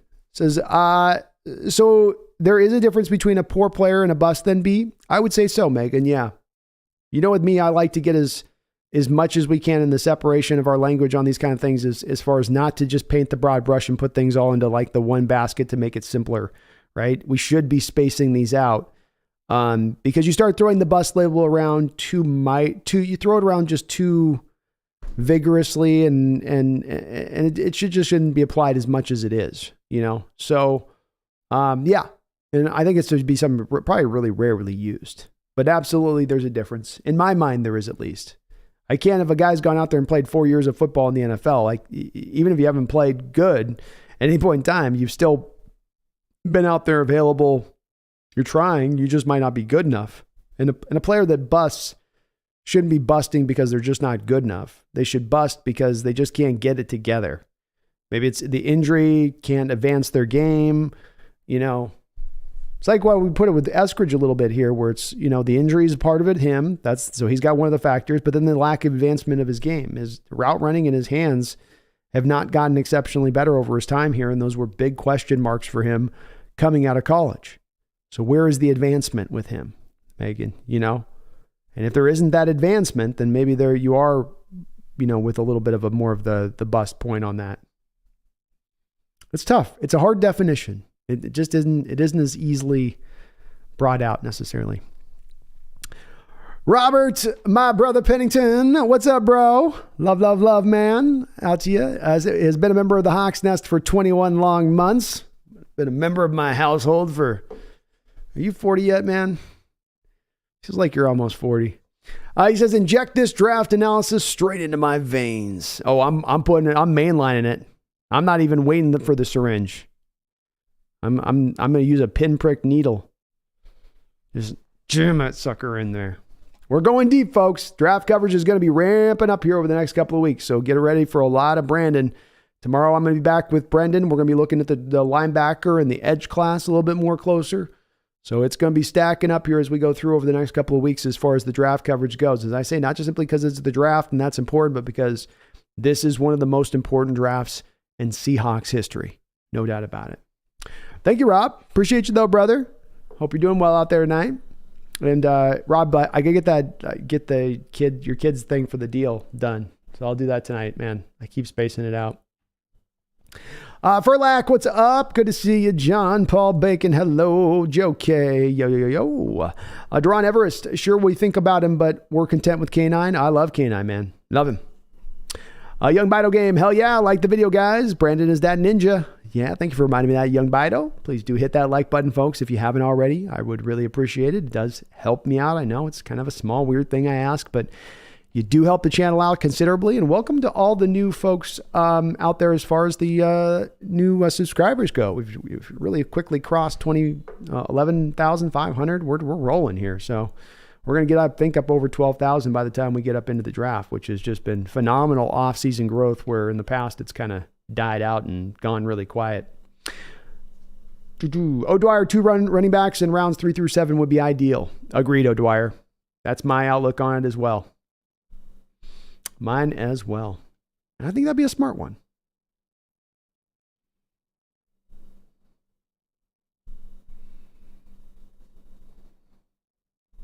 For your truth, no, I know I just off my meds, just moved to a new place, and they are in list in the mail, have to laugh or I choose to laugh.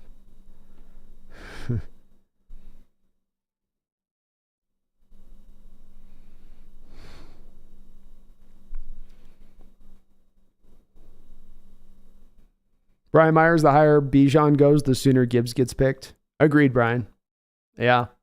It's weird how those two are relational like that, but you're right. I think it would be kind of oddly. Like if Bijan lasts into the 20s, like Gibbs probably makes it through the first round. It's a good point. But if he's taken in the early teens, good chance, to your point on that, Brian, then Gibbs goes 20s. It's kind of how I see it. G. Walker, what's up, man? Good to see you in here. Joker says, let's draft Charbonnet. Nothing wrong with that. Aaron, Kendry Miller breaks so many tackles. He does. Such a creative runner, and he's got, if you're looking for the craftsman who's got every tool in his kit in how to break a tackle, dead legs, spins, jukes, right? Jump cuts. Kendry's got all that in his bag to utilize. He can bring out, he's like, oh, what do I need right now? Okay, we got the dead leg. Got it. Juke to the spin. Got it. It's pretty impressive. Mason says, I think should trading up to secure JSN. He can play the Cooper Kupp role in our offense. Ran a sub 4.5 at his pro days, so he definitely isn't a slug. You could possibly kiss DK double teams goodbye. Trading up to just secure JSN. From 5, Joe Mason? From 5? It's possible. I would signal, Mason, that they definitely are looking a little bit more to go to 3 wide receiver sets and do away with the 2 tight end sets, which is not how they've done recently. But I guess it's possible.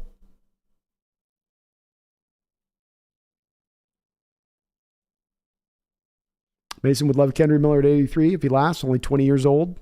Very young guy. Mark Habercorn, what's up, man? It's good to see you. It says, why are many want players in spots that we have too many players? I would draft need before a star player like Will Anderson. It's worded a little bit weird, Mark, on that one. Why do many want players in spots that we have so many players?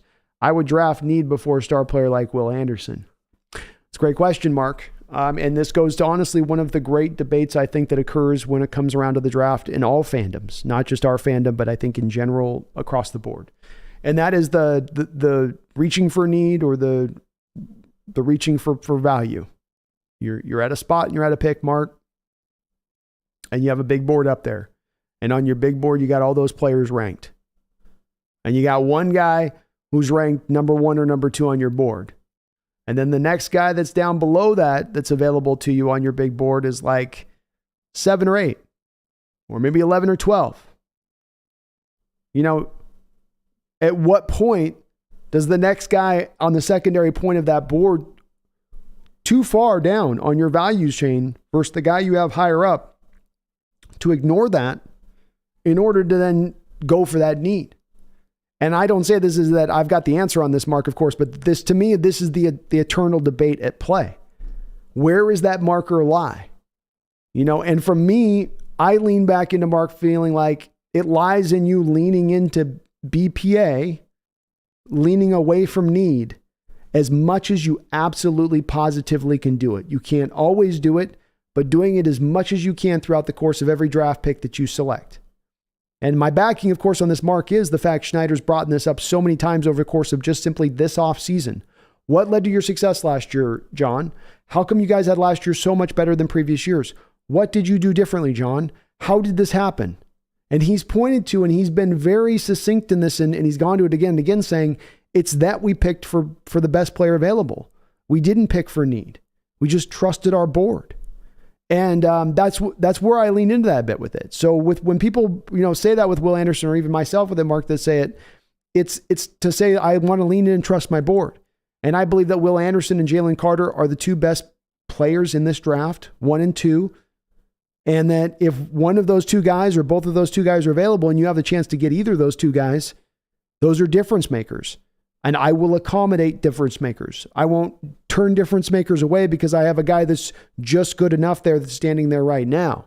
When I've got a much better guy I can bring on deck and improve my team, because it's about, at the end of the day, improving the team. The other thing to consider with this, Mark, is that you have Uchenna Nwosu on a 1-year deal, and then he's due to be a free agent. Darrell Taylor, if I'm not mistaken, is going to be due to, I believe, be a free agent after this next year. So it could be a move that you make as well if you took Anderson, Mark, where you could then make another trade on the other side of this. For instance, right now, we need to still create more cap space as it stands right now. And we don't have a lot of methods to do so, Mark, if we're not going to convert bases to bonus or add in voidable years. One way that you could get that done would be to move, let's say, Uchenna Nwosu in his contract this year and then bring in Will Anderson. I understand. No, I'm not saying this is what I want to do. I don't want to get in this pickle in the first place with the whole salary cap situation, but it could be a way that they could resolve that. So if you took Anderson, I don't think it doesn't mean, Mark, I guess what I'm saying is it doesn't mean that you wouldn't still go and then maybe make a trade with one of these extra edges that you have.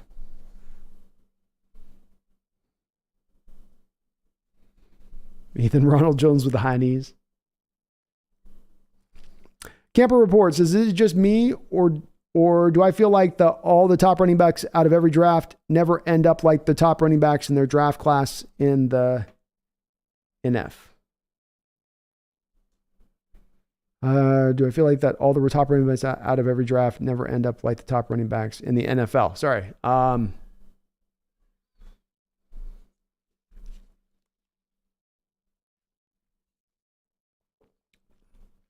I'm kind of trying to think on that one a little bit. I don't know. If I look at the recent years, Camper, last year, Breece Hall and Kenneth Walker were your two top running backs in last year's draft, and both of those came out, I think, as still the top two when it was all said and done last year. So and then the year before that, if I'm not mistaken, if you have your top 20 rushers last year, the year before that, I think two of your top 20 rushers were the top 2 running backs selected that prior year as well. So I think that there's some data on this where it's actually, in drafting guys high, that you get your production out of that for kind of the most part. Zeke Elliott drafted high. The Cowboys got their production out of him. Fournette was good for a while until he started eating himself kind of to a place where he wasn't as, explosive and fast as he once was. Gurley was great until his knee fell apart on him. Highly drafted guy there with that one camper, Part of what I think's happened in recent years is it's been camper a little bit like the tight ends, where we just haven't seen a crop of talented guys coming through recently. We tend to think about in general terms of these drafts of there's always good talent at the position coming in every year, but there's just some years where it's a stinker. And you might have one guy and the rest are just kind of a bunch of guys. And I think we've had that a little bit lately at the running back position in these last few drafts. But I think that there's actually a pretty decent track record of, at the end of the day, even if you want to point to a guy like Saquon Barkley and go, well, even say Saquon's an example of what you talk about there, camper, that's still a guy that went on and had a good year this year and is still going on to now be having having a franchise tag applied to him, for the Giants, that they don't want to let him go to that great of a degree. So I think there's some misses for sure out there, but there's also plenty of hits on the other side too that go very well. Christian McCaffrey, Alvin Kamara, Nick Chubb, all very highly drafted guys that all perform really, really well. Dalvin Cook, most of the good rushers are highly drafted dudes. Mason, I definitely think we should add another running back in the draft, but I also really like what I saw from DJ Dallas. Would be perfectly fine if he was our number 2 running back going into the season. I'd be fine with him if I thought he would stand upright throughout the whole course of the year, Mason. I just don't trust that Dallas is going to be able to stand up for the whole season. That's my main worry with him.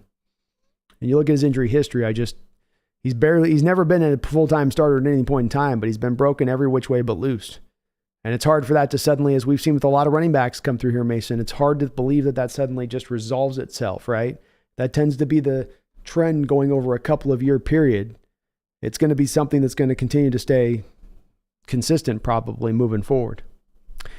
Camper says there are always running backs better in the later rounds than the first round picks. Yeah, I disagree with this sentiment, Camper, and I understand that it's one that's very commonplace out there. Let's just go here, Camper. Let's do this. I'm going to go right up here, and all I'm going to do right now is I'm going to bring up just from this last season. Let's bring up the top running backs we got.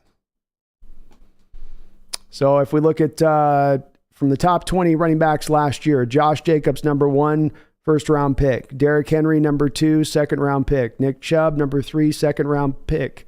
Saquon Barkley, top 5 pick.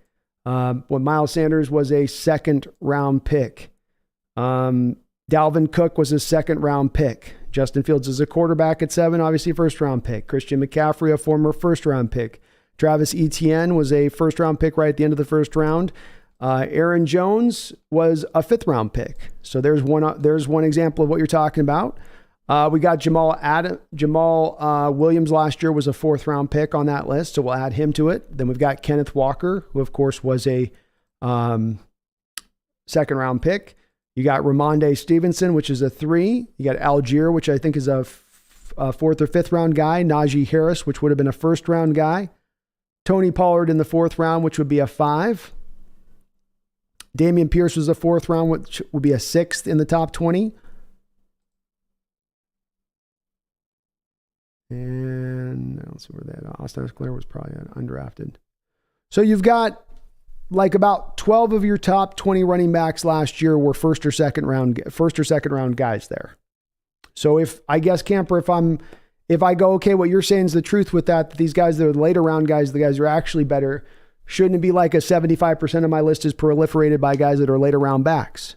And there's not. And I agree that the running back position has been devalued to a point. I do agree that it is a position that is a lot of its basis in production comes from Camper, the ability of the guys up front and what they are doing to create those holes. But there's a reason why your Niners, for instance, after going with Camper years of Raheem Mostert's, Matt Breida's, Elijah Mitchell's, Trey Sermon later in the 3rd round, right? After going with all these picks, they came around to Carolina last year and they offered 3 picks Second, third, fourth rounder for Christian McCaffrey. A year and a half of Christian McCaffrey services at pretty high cost, not at a discount. And your Niners, I think, made that transition a bit, Camper, because they're recognizing this, that they needed to actually talent at the position. Not just guys that were fast, that were late round guys. And if you are getting a late round guy, Camper, there's a reason you are getting it. You might not be able to break tackles. You might be getting one skill you're able to bring to bear. And Shanahan can get a lot out of those kind of one skill running back things, especially the fast ones and the quick ones. But I'm kind of in disagreement from my standpoint of thinking that that's the way to go in the modern era, is you just simply pluck later round running backs and get by that method. I think that's an approach. It's in a pathway, but I think that the running back position is a position where you need some quality as well. I'm not saying you dump more and more assets into it, but it is one that I think you're good to find difference makers at the position. Jonathan Magana, what's up, Brandon? What's up, 12s? What's up, Jonathan? Hope you're doing well. SB78, do you think Pete Carroll is trying to load up for Super Bowl ring before he retires? Kind of, but not sure on that SP. They haven't exactly like loaded up. You know what I mean? Like they've kind of loaded up. But I mean, whatever they've added on here, whatever they've built on top of, they've pulled away from at the same time. It's Shelby Harris and your entire defensive line walk out the door, and now you brought in Jaron Reed and Draymond Jones, which maybe is required, but okay. But you're going to lose Cody Barton and Jordan Brooks, but you got Devin Bush and Bobby Wagner. I don't know if it's fully loaded up to me. Hard for me to apply that kind of word to it. Jonathan says, what do I think about Keaton Mitchell from East Carolina? He's a fun back. He's 5'8", 184 pounds. So one of these guys like Devin Archain that's really, really fast, but obviously they're really fast within the context of being that they're also not got the 205, 210, 250 pound weight you'd like to see. So, you shed off 15 pounds, you're going to be faster. I'd kind of hope to expect that a little bit at that point. There's no doubt about it that he's very, very fast. 4.37 40, 1.48 10-yard split, 38-inch vertical leap, and 126 broad jump. So the explosive scores are there. The burst is there. The speed is there as far as what the testing numbers give you. He is an absolute acceleration type back. There's a little bit of the Israel Abanikanda to this kid's game, But of course, with Israel, you got a guy running 4.26 at 5'11", 215. So it's a little bit of a different kind of beast. He's always just kind of looking to keep the defenders at a reach. And if he can keep the defenders' hands off of him and he can allow him to just lean into his speed and lean into his quickness, then he can break big plays and he can hit home runs. But if a defender gets their hands on him, he's going to get taken to the ground. He is a bit of a long strider. He's not like a Bigsby is in this draft where the feet really get down quickly, and so he can change the direction, change his pace. He's going to be more of that, slice and dice kind of runner where he wants to choose a pathway, go and then hit the gear and get up to full speed and get going. He does a little bit for me too often look for the big play. He just doesn't trust his ability to put his head down and grind out the 3 yards in a cloud of dust. He's like, I'm too small to do that. I got to find the big play in here somewhere. So too much dancing, too many plays get killed behind the line of scrimmage with him doing that. I like him a lot, but it's a little bit to me like the Devin Archain thing for me, Jonathan, where they're good backs. They've got some solid skill to them. They're not as creative runners in the open field as some of these other guys I like a little bit more in this draft. Can't get the dirty three, can't run strong. Little one-trick pony in that respect, which has value at the NFL level, but they're not the receivers of a Gibbs, so that he's not that guy I can line out wide. I'm kind of restricted in where I can put Keaton, I think, at the next level, or how much I can really use him at the next level. 184 pounds. That's very light at the running back position. Hard to pull that off. But he's explosives fast. Can't deny that, Jonathan. No doubt there.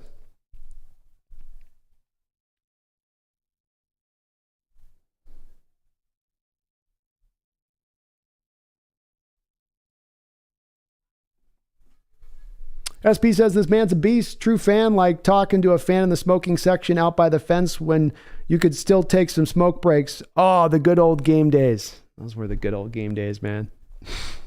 Thank you, brother. Appreciate it. SP says my son wants Cam in the Ring of Honor, and I agree. I agree with that too, SP. He should be in there. He'll get in there eventually. No doubt about it.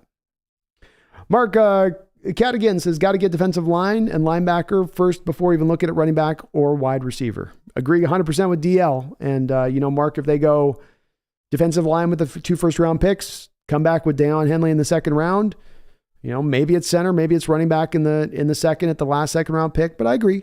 They could wait into the 3rd, 4th-round area, address some of those other things up the top, trust the board, let the value find.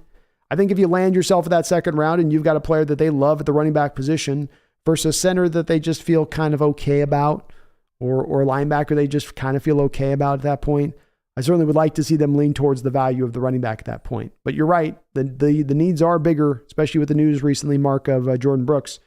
The needs are absolutely going to be more towards defensive line and linebacker. Risen, I wouldn't be surprised if they take a running back at the top of day 2, at the top of the second day. Probably not first if somehow Bijan was there. I would agree with that, Risen. Yeah. That's where I'm seeing it too. Probably day 2. Probably 3rd roundish range.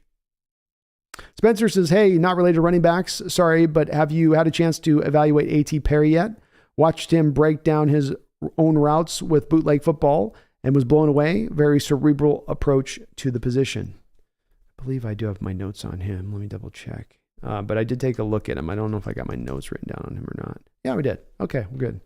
I'm getting deep into these. I just crossed, by the way, folks, to 200 plus prospects on my evaluation. So I'm definitely getting into that deep cross-eyed territory of, dude, who'd I look at? What's this guy? Who is this person? Who are you?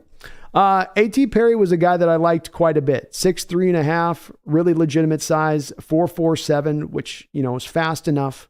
This is a draft, of course, that's filled with a lot of smaller guys that are going to be cats that you're going to put to the inside at the next level. And they're really going to be mostly slot guys. And that's about all they're going to do. Here's a guy that can really do some outside stuff. 159, 10-yard split, not tremendously explosive off the line necessarily in that respect of things. 35-inch vertical leap, about average. Did have 133-inch broad jump, which was great. That's definitely 99th percentile type stuff. 33 1/4 inch long arms. So I liked that he has that as well. He's got the length, the size that we're looking for at the position in a draft where there's not a lot of guys that check all of those boxes off. He is a true outside receiver, back-to-back 1,000-yard seasons. He's supercharged first step that gets him off the line of scrimmage and sometimes through the press really fast. Now, he slows down a little quickly after that point, but he knows how to pace and space and like you're talking about in a cerebral approach, he understands how to kind of smartly take himself through his routes and reading the defender's leverage live, step for step on what they're doing and then kind of break off of that leverage. So he's got a really wise feeling for how he runs his route, and then he runs really crispy routes on top of that. In and out of his breaks, it's really hard to tell where he's going, which is ideal for receivers, but it's one of those skills that you see a lot of them have a hard time not showing their hand, showing where they're going to go when they do that sort of change of direction thing. Excellent ball tracking, especially when he needs to readjust to the ball in the air. His hands are good. They're not great. A little too much body catching for my taste. Excuse me. Sorry. And the yak is okay. Solid, not game breaking. It's just solid. He's going to do what he does for you as a route runner, catch the ball, get down kind of guys where he's going to do his damage and what he does. I kind of see him as a little bit of a lesser Keenan Allen. That's my comp for him, Spencer. A little bit of a Keenan Allen to his game. I don't know if he's quite what Keenan Allen was, but I think they had the same kind of stuff going where Keenan coming out wasn't really, from a testing standpoint, that impressive. It was just that he was so good with he was a much better catcher, I think, than Perry with his hands, but both of them are very close to each other on the route running standpoint of things. Tobias, what's up, man? Good to see you in the house. Tobias Larson says, yo, Brando, what are the differences between Jalen Carter and players like Jeffrey Simmons, Derek Brown, and Quinnen Williams? Who does he compare to best? My pure comp for him, Tobias, is I would say I'm still a Tez guy with him, where to me it's, if you go back and watch Cortez Kennedy highlights and then you watch Jalen Carter, they don't have the same kind of body style. Tez was a little bit of a little thicker in the middle there, but they do play the same way and they win the same way. Jeffrey Simmons is a powerful guy who really wins with his hands. and with his ability to get to the rip move and get himself freed of the block, when so often those defensive tackles can get kind of stuck on blocks, even when they're really sudden and they're really strong. He's the guy that's got a little bit of, he's actually got some really ability to get the hands off of him by hand fighting as much as anything else. He's got some good size to him as well, good size and length that helps him out considerably in that edge, and especially the hand fighting. I think it's the length there with Simmons that benefits him. Derek Brown is a pure power guy, top heavy, big barrel chested kind of guy, right? Just all up your chest. And he's power. He's all power 24/7, all day, all the time.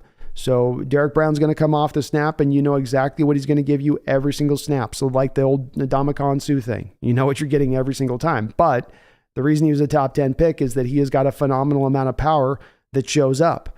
So he'll never be a pass rusher. He'll never be a guy that's going to get to the quarterback, but he is a guy that can absolutely dominate in the run game aspect, as we unfortunately had to see last year against Carolina when we played them. But and he can walk a guy in the pocket so he can create pressure from that standpoint. But he's never going to be the sack guy that Simmons or the other guy you asked about on your list, Quinnen Williams, is. Williams is a little more sudden off the snap. He's got still enough size to be a kind of plus size guy, but that has more of the quickness than those other two guys. He can use his hands as well. Really does a good job of winning with leverage because he can pair the quickness off with the leverage to win. If you're looking for the closest between those three guys, Quinnen Williams matches the closest to Jalen Carter of those three that you mentioned. He does it very similarly to Jalen.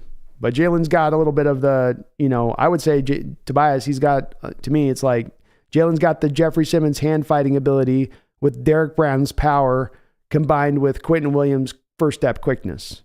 That's really how I'd probably put that as a bottom line, to be honest with you. Megan Gockroger, thank you for the $2 donation. I do appreciate it. She says 276 players scouted here, B. Cross-eyed for sure. Well, you've gone deep as well, Megan. Yeah, it gets to this realm. I remember I'm there last year, and I'm not quite to this stage yet. In about 2 weeks, Megan, you get to a place where you start to just you turn on film and you start to get into a revolting point where you're like, I can't watch any more film. You just, something snaps eventually with it where you get to about, for me, it's about right. I know it's going to have about 260, 200, about right where you're at, Megan, where I'm going to be like, okay, I can't watch anymore. I cannot watch any more of this tape. There's too many players. But yeah, you get this cross-eyed at this point, crossing 200. I'm like, if I looked at that, yeah, I remember that guy. Okay, yeah, there was that guy. So you got to have those notes, Megan, so you can always go back to their notes because your memory's not going to be able to hold all that in. Thank you for the donation. Well done. Ski Nation, thank you for the $2 donation. This is a friendly reminder to y'all, we take Carter at 5. I love it, Ski Nation, man. I would love to see it. And if it happens, man, I'm going to pop a beer on live stream and I'm going to be a very happy camper throughout the whole course of the rest of the draft.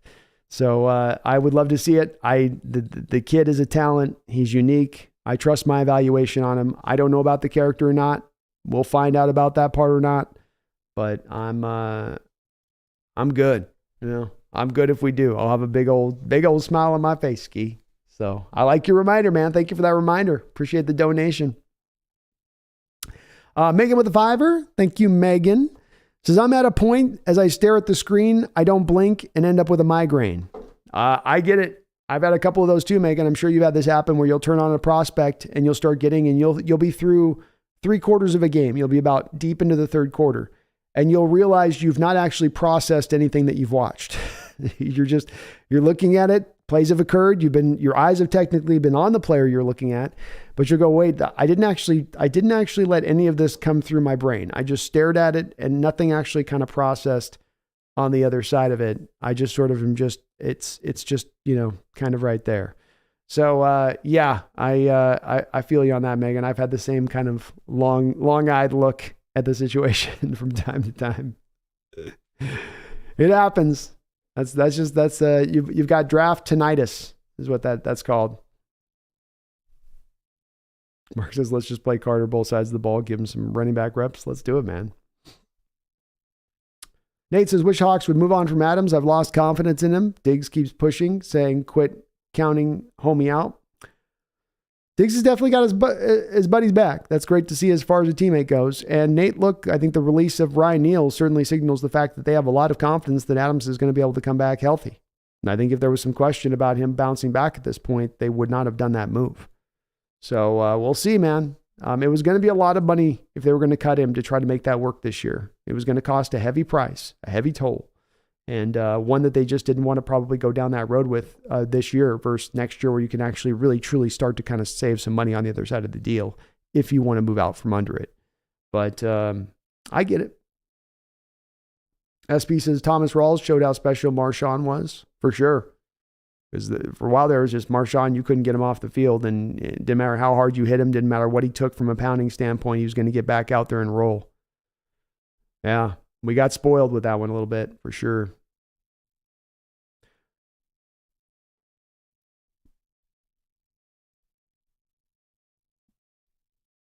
HB says Neal was handcuffed by the restriction and draft capital teams had to spend. They just took the handcuffs off for a chance for him to get paid. I'm sure that contract is still there if he wants it back.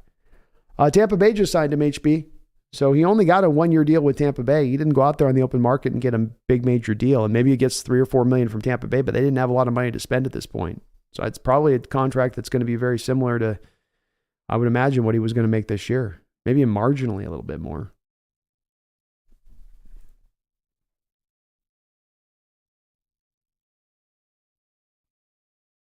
Jamarcus Muscle.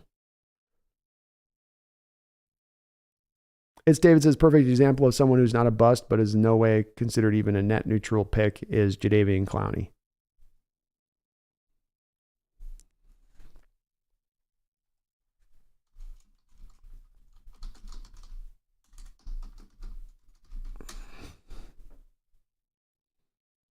I mean, he's selected number 1 overall, so there's certainly with Clowney, there is a higher expectation when you're going to be picked that high.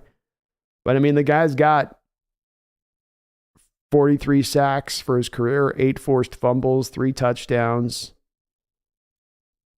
I mean, I wouldn't put Clowney in the same place I'd put like Jermaine Ifedi or Jordan Brooks, or, he's been an effective player at times on the field for my money on that.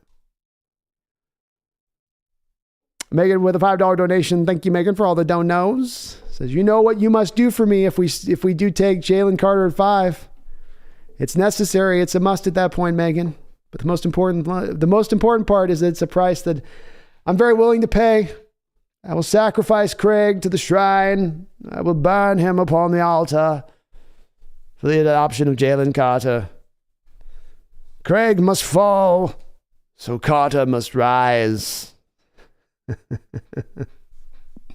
Appreciate the donation, Megan, and I do know indeed. Ski Nation, thank you for another $5 donation. Ski, appreciate you. It says draft Megan and Carter in round 1 and let them compete for the starting job. Whoever loses goes to the Ravens. Thank you for the $5 donation.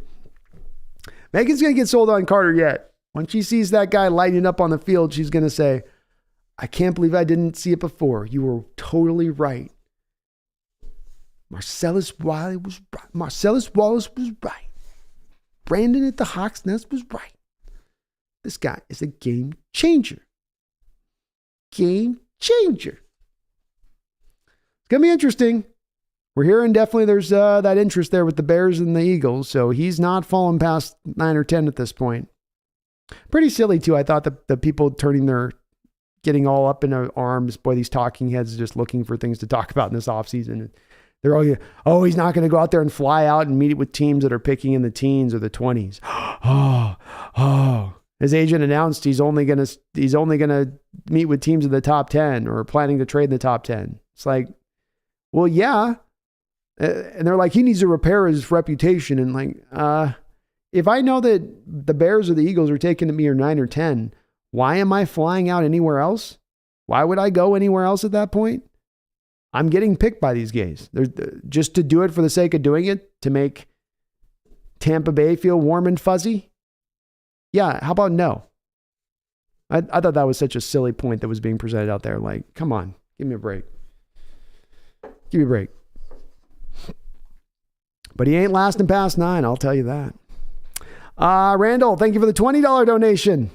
Appreciate you, Randall. Hope you're having a great night, man. Hope that new baby's doing good too on your side of it. Saw your kid throwing the, on Facebook, throwing the Frisbee at the camera. That was pretty, he's working on that technique. He says, hey bro, looks like a good topic. We do need a running back. Can you give me a quick recap and maybe your top 5 running backs and a handful you could see us drafting and which round? Yeah, absolutely, man. Thank you for the $20 donation. I really do appreciate it. These would be kind of these backs I mentioned in this draft, Randall, that I do think are giving you something that's a little bit of a difference. All of them have a little bit of a different skill to them, Randall. There's not a lot of guys that sort of are the same kind of back in this draft. Backs are always a little bit unique, but this is certainly one. Obviously, Bijan Robinson is your first round running back. That's your LaDainian Tomlinson 2.0. There's no doubt about it. He is that guy. I think he's the best prospect at the running back position, going back to Adrian Peterson. And if we ended up taking him, I wouldn't say at 5 overall, but if you did take him at 20 overall, even having Walker here, I wouldn't be mad because I considered him to be that special of a talent. I've got 3 running backs in the second round of this draft currently as it stands. First of those would be Zach Charbonnet, though I could see Jamir Gibbs going ahead of him, Randall, because Charbonnet is more of your, he can do it all. He's got your Nick Chubb kind of feel to him, right? But then you have in Gibbs a guy that could be the little bit of the slot receiver too. So a team might want to have that they might pick Gibbs over Charbonnet to see him in that role. But all of those guys will go in the second round, those 2 guys. And then you have Israel Abanikanda, Randall. He ran a reported 4.26 40 at the Pitt Pro Day. His tape is electric. He's absolutely first step lightning. I think he's a second round guy in addition to that. Just a really fun running back on tape, not creative, not inventive, not a guy that's going to waste a lot of time or motion, not going to dance back there behind the line of scrimmage. He's going to put his foot in the dirt. I can't speak tonight for some reason. He's going to put his foot in the dirt and he's going to go. Third round, I've got a collection of guys, 3rd, 4th round, Randall, and any number of these guys I think could certainly be targets for us. But this is the magical spot where I think Seahawks are likely to be selecting in with one of these guys. Even the second round wouldn't surprise me, but certainly here, 3rd, 4th round, this jumps out to me. You've got Kendry Miller, Aaron Jones, a little less electric in the 3rd round out of TCU. Chase Brown, who Randall, my comp for him is Kenneth Walker minus 10%. Is Chase Brown, basically. Sean Tucker, he's got kind of the running gait. Randall, you'll remember this. He's got the running gait to me of a Thurman Thomas, but he doesn't have Thurman Thomas's power, and he doesn't have Thurman Thomas's pass catching ability. So he's missing a couple of realms. Roshan Johnson is your Chris Carson hammer in the 3rd round as well. Tajae Spears is your 3rd down specialist, who's just your little kind of run around everybody. Super quick, super fast, just create space with his elusiveness, essentially, and really good hands out of the backfield, another really good running back. And then 4th round, I'll give you 4 quick guys here. Tank Bigsby, kind of a Dalvin Cook, but a little bit more plotting of a Dalvin Cook type out of Auburn. Kenny McIntosh, a guy like Jamir Gibbs that can play all over the place, but no, doesn't have Gibbs's speed or quickness, but can absolutely play running back and receiver both. So he gives you a little bit of that ubiquitousness as a player that you really do like. And then Chris Rodriguez, who's like Marshawn Lynch without Lynch's quickness, a little bit less power and probably about 20 less pounds. But he runs like Lynch, carried Lynch's number. Certainly a guy in the 4th round I think that could be a target. And then the last guy on this, Garth, would be Deuce Vaughn, kid out of Kansas State, who is 5'5", and just to me, Randall reminds me of Darren Sproles. To me, he looks just like Darren Sproles coming out of college, in what he did there with the Chargers. So like his game quite a bit again in the 4th round, 4th, 5th round range. I think any of those guys could really be targets for our Hawks. And Randall, I do expect us to be picking somewhere third to 5th round, at least one, and probably coming out of this draft at this point, Randall, with two running backs. So top 5 would be Bijan, Charbonnet, Gibbs, Abanikanda, and then Kendry Miller as my 5th. Chase Brown is right there with Kendry Miller as my 5th, though. Those guys are like 5A and 5B on my list, Randall. So it's tight. It gets tight in there on that one. But thank you for the $20 donation, bro. Appreciate you. Megan coming in with some other donations here with the $2 says, no damn way, B. Hey, if I sacrifice at the altar, then I've given my offering. I've given my burnt offering to you at that point, Megan. You've gotten your burnt Craig offering, and now you need to except in peace and happiness, the Jalen Carter pick. Megan with another $2 donation says, you must not choke and mean it to, and you must not choke and mean it to be. Are we going to arrive at a point, Megan, where I got to show you all my toes and fingers too, to make sure that they're not crossed? Oh, hey, I'll mean it. If it gets you on board with Carter at that point, I'll mean it, but only if we select him. Only that. Megan, thank you for the 5. Again, all the donations. Megan, you're awesome. Another 5 here. It says, you have to wear a Jim Zorn jersey for the season for me to consider JC at 5, along with the other thing I mentioned. Otherwise, no damn way. Hold on here. Hold on. You're changing the terms of the agreement here, Megan. We had terms applied in this situation, and you're now adding to the terms. Don't corporate deal me. Don't corporate big time deal me on this one. You're throwing on a cherry. I'm giving you the Sunday and you're trying to throw some cherries on that Sunday. This was not part of the agreement. This was most definitely not part of the agreement.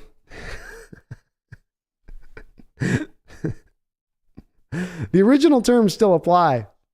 You've given a blood oath. Brian, a bust is a play. Oh, sorry, Brian. I shouldn't. Another off-topic thoughts in Spencer. I'm at a point with this class where if tight end is at least 1 out of the first 4 picks, I'm going to be disappointed. Tremendous depth and star potential at that position right now. Agreed. Really great players in this draft, especially early on, Spencer. I don't doubt that at all. The only issue with this as I mentioned with the Spencer, is you got to clear out one of the tight end spots then. So Disley, Parkinson, Fans, somebody's got to move off of there because you're not going to carry 4 on the roster. Or I guess if they carry 4 on the roster, that'll be the first time they've done it in 12 years. So that's the only other part that has to come down on the other side of that.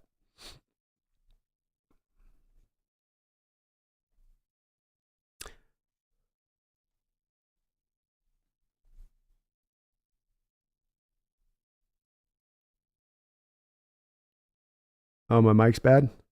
My mic's still bad? Oh, good. Okay, sounds like my mic was tripping out there for a second. Sorry, guys. Sometimes weird stuff happens on the mic. It's hard to... Hopefully it's okay sounding. Sounds like it works okay.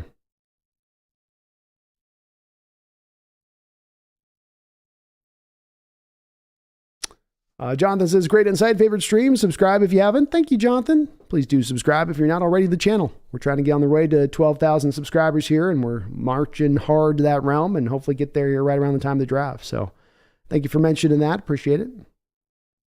Yeah, if you refresh your page, you're having a hard time with the mic. Sometimes it gets a little weird with that. Thanks for mentioning that, folks, in the chat, by the way.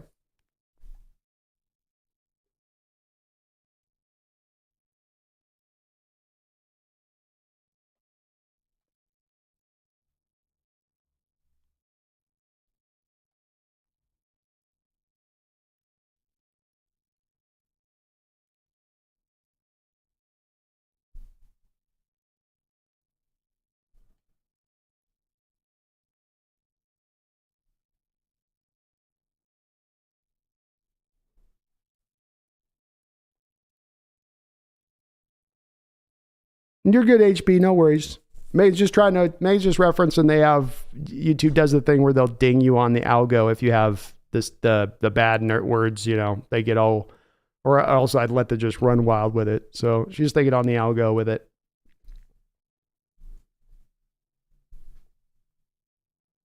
Yeah, HB, it's not her, it's the YouTube thing.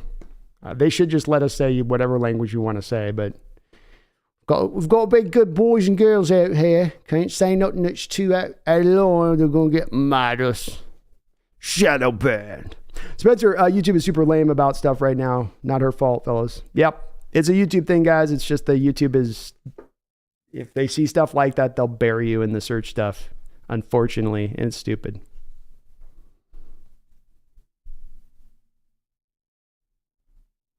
Yeah. Megan's doing what she's supposed to be doing out there, folks. So I know it might sound like we got to play by the rules of YouTube, unfortunately, which we don't want to. We'd love to be able to just let her run wild, but they don't like certain phrasing. Certain stuff will get them caught up. People have some weird stories come out too about getting banned for silly stuff or getting copyright strikes for silly stuff. And you're just like, oh man, that's all that took. HSP says, hey, Brandon, I got a gray cat sitting next to me. Nice. Give her a pet. I don't know where mine went. She's bailed on me tonight.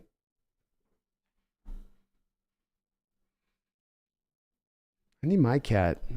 It feels empty here without my cat next to me here right now. I'm going to say that. It's very, very empty. Megan, thank you for the $5 donation. Says, you bet I'm changing to B. My father worked in insurance for 30 plus years, and I come from a long line of car salesmen. Well, you said it so I didn't have to. I was going to say that I'm getting that old car salesman energy coming from you on that one there, Megan. I'm looking for stickers on windows, $39.99. Everything must go. Get a little of that vibe there. We need to pull this deal back to its original place. I know what you're trying to do, but that's not what we're doing. We got our original deal in place. The original terms stand. Blood oath was given. David Pugh, thank you for the $10 donation, David. I do appreciate it. Very, very kind of you. The release of Neal adds the possibility of our Hawks taking a safety in the first 3 rounds. 100% agree. With how much Pete wants to utilize his safeties, maybe they like someone in this draft. Who knows? I think you're on point with this, David. John Schneider, and this is part of the benefit, I think, David, of having some of these interviews Schneider's giving this offseason where he's indicating a little bit about where he stands on this stuff, where we get a feel for what he's kind of gravitating towards a little bit in the scouting process, how he views the combine, what he's liking. And he was speaking to a little bit about the influx of these hyper athletic, bigger safety types who can play slot corner. You can play a multitude of different positions in that way, and how those are kind of attractive kind of players to look at. And we were talking about it, I think, in the recent stream here about 3 different rounds I thought that could be opened up with Ryan Neal recently, David.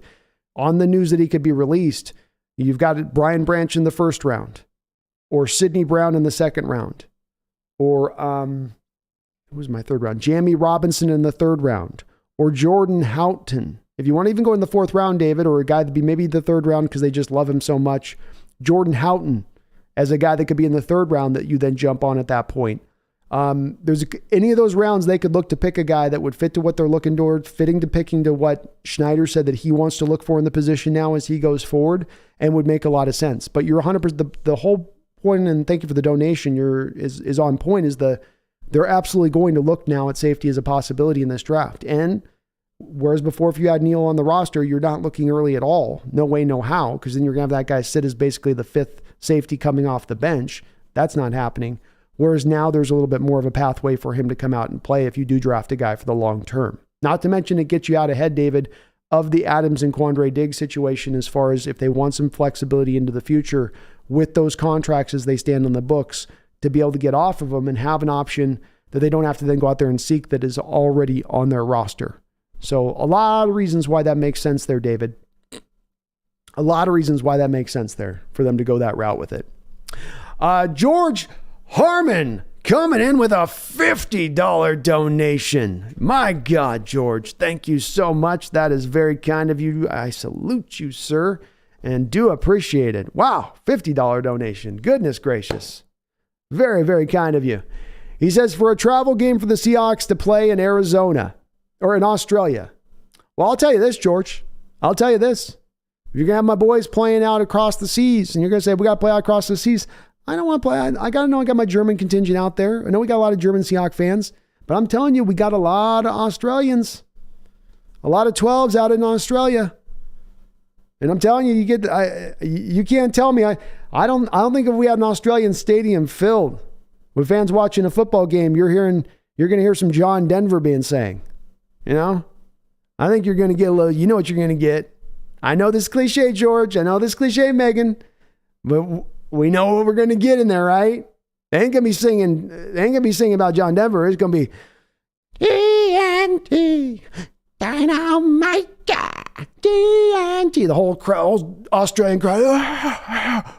That'd be a unique energy out there, I bet. I'd be at the stadium out there in Australia, be a little bit, get that rugby feeling to it, right? That rugby energy out there.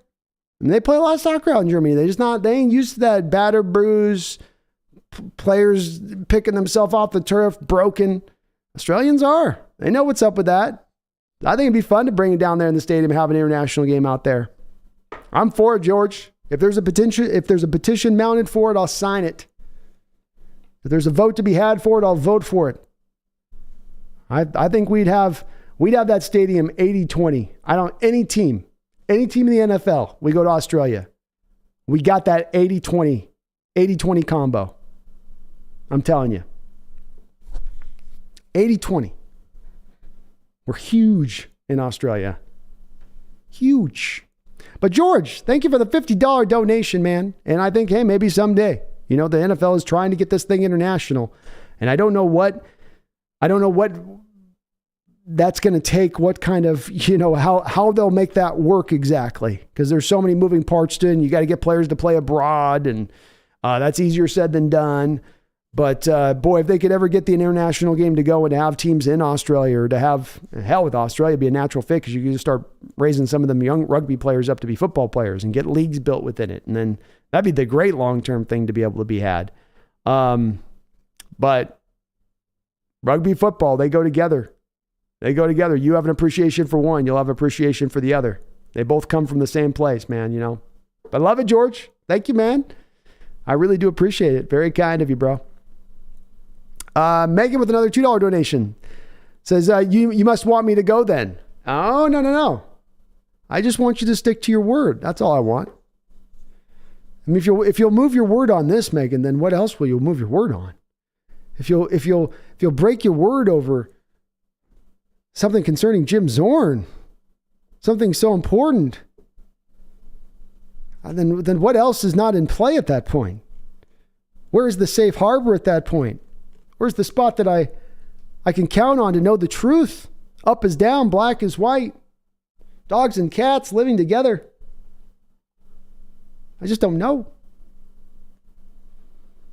And George, if we're playing in Germany, George, why not Australia? If they're opening that door, and before it was all just about playing out there in London, the second that you open it up to saying, no, we'll play in London, we'll go Mexico City, we'll go Australia. I mean, how is Australia not in the top 5 of those places that they're wanting to send football and to have it played out there, knowing it would be appreciated out there, knowing that the fans would react to it well? It's just as far as a trip at the end of the day, really, at the end, going out to Germany. There's no real difference on it. At least the players would like it there because it'd probably be warm when they go. Or is it winter there? It's like, isn't it warm there when they be going during the season? Because the whole equatorial flip thing. I'm not a climatologist. Mr. Dog, Hawks Nest, are you going to live stream during the draft? Folks, I'm going to be live streaming Mr. Dog, I believe.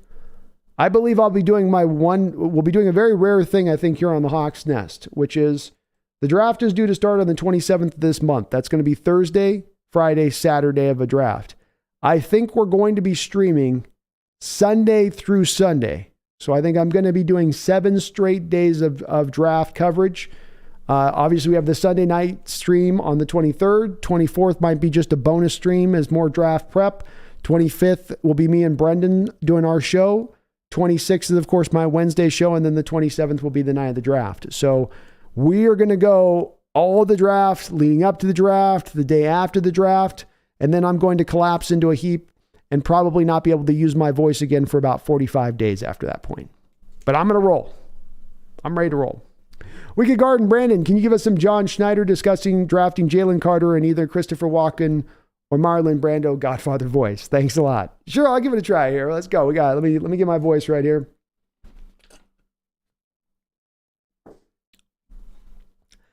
I don't know what to do about Jalen Carter.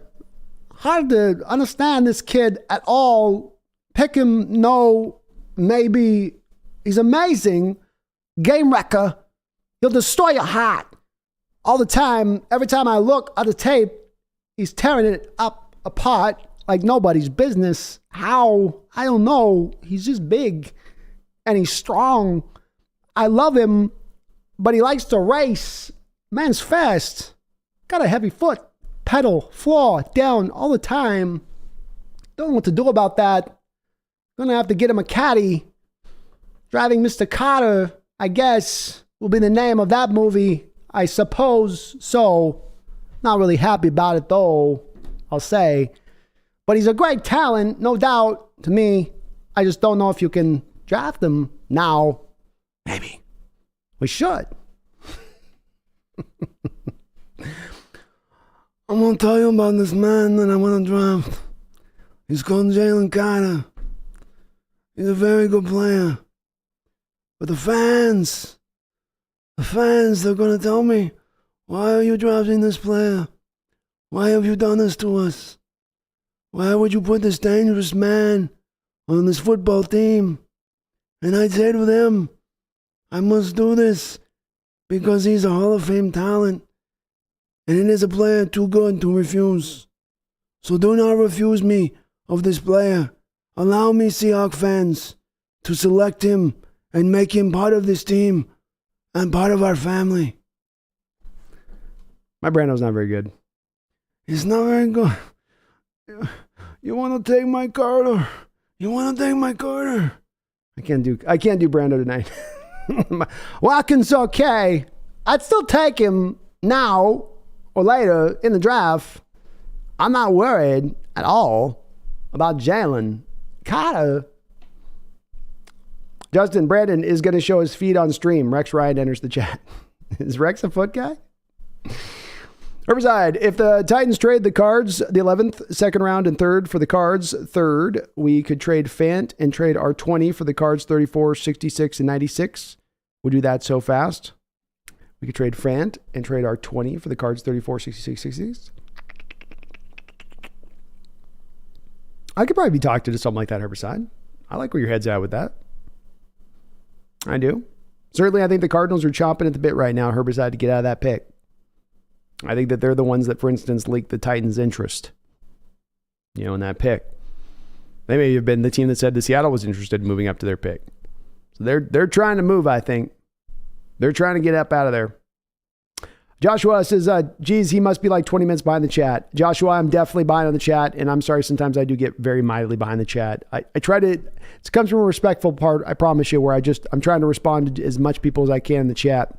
But I know that doesn't always make it as dynamic on the live stuff, like bit for bit. But I try to catch up.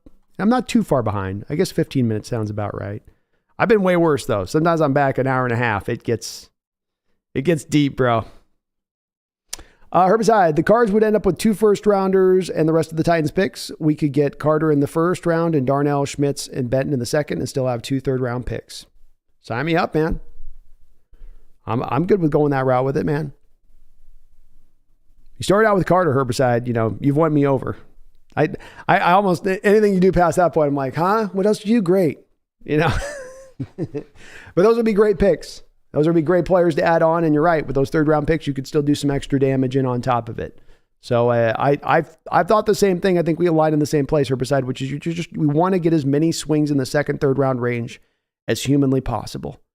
That's what we're looking at here. And I agree with the same thing. The money spot of this draft is oddly not necessarily the first round. The money spot of this draft is the second, third round area. And really specifically just that. Herbicide, are the Cardinals 3-4 or 4-3? I think that they're going to more of a 4-3 now with the defensive coordinator there, I believe. I think they did some different stuff. The Eagles fronts, though. Can't remember on that. Jessica Owens, Pumpkin, where are you, kitty? Pumpkin? Kitty. Kitty. Come on there, Pumpkin.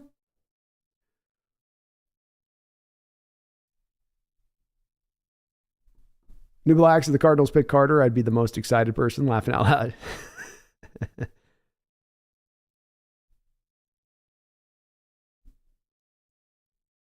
Joshua, if Arizona takes Carter and we have to play him twice a year, I will be stoned by committing seppuku. It would be tough if he comes out there and just wrecks shop. It'd be brutal, Joshua, kind of a couple places you go, because you go to Detroit with how good they're going to start to be, and he just cements them, into their next run, or the Eagles, helping to put them over the top. Could be a little bit brutal. Oh, I will atone by committing seppuku. Okay. I was like, you're going to get stoned and do seppuku at the same time? Megan Thunderstruck. That's a good one. You can pick any of them, That's way better than... I mean, it was cool watching the whole fans singing Mountain, Country Home, Country Road, or whatever they were singing of John Denver, but that's not exactly like the football song you want the fans. That's definitely a soccer fan base right there, right? I mean, I'm not trying to throw shade at my German contingents, but I mean, come on, AC/DC's way more right. Brian says still seeing Las Vegas trading up with Arizona to take AR. I could see it. I've long thought Raiders would be targeting in on AR at this point, and that certainly makes a lot of sense. Did Hopkins get moved? I was seeing that he was going to maybe be just released.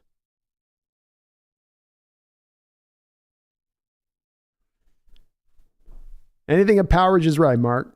Anything. Power Age. Anything off Power Age. That's right. Anything. It all fits. Sam the Great says, can't wait to see the day where the NFL becomes a World Cup in the future. Eventually, this sport's going to sweep the globe. Just it's taking them a little time. They're having to make their peace with the violence of it, but they will eventually understand its awesomeness. Herbert says, shoot the thrill. Back in black. How in the hell? Big balls. Shook me all night long. All those are good. Back in Black is great. Hell's Bells. Love that one too. The opening with the bells. Doom, doom. I open up the AC/DC discussion. Ain't nothing wrong with that. Ain't nothing wrong with that. It'd be summer here, B. There we go. Warm weather. None of that cold stuff out there in Germany. Justin Goins is the Bon Scott guy over Brian Johnson. Bon Scott's got his fair share of folks that are way more on board with him than Brian. I've heard that before. I like them both. They're both good. Megan says, the Hawks Nest Cosell talking to Pete about the upcoming draft. Coach Pete Carroll, we're here with you now down, getting ready here in the Seahawks war room for an upcoming monumental draft whose personification for your team seems to be one born out of potential dynastic beginnings. What say you, Coach Carroll, about many's prognostication that this team is ready with this draft to become the next great team in the NFL? We're just trying to do a good job. We're doing what we can do. We're trying to play well, but we're really excited about this draft, and we're going to just keep it going, try to do what we can do, push this forward. We're just getting it forward and trying to bring it to come together, and we got a great base together, and we're going to try to make it happen. Now, Coach Carroll, you as ever are being humble, but few men, as we are well aware, have ever, in the course of NFL history, been able to pull off the type of shenanigan train you ripped from the Denver Broncos last season. Well, we got a lot. They got a lot. They have Russell. We've got our picks. I think both sides worked out. I don't think that's the case. You are being cumbersome, Mr. Carroll, and you are being a little evasive. You took that Bronco team to task like school teachers used to take the children to task with the paddles in the schoolrooms. I don't think it was really like that. Everyone got out of the trade what they needed to get out of it, except the Denver Broncos, who only got tears. Right, Mr. Carroll? Okay, Howard, what are we doing here? I'm not going to talk like that. I can't. They did fine. And Russell probably bounced back this year and be only if God himself comes down to perform a miracle in person since the dynastic Ecclesiastes period, Mr. Carroll. Okay, Howard.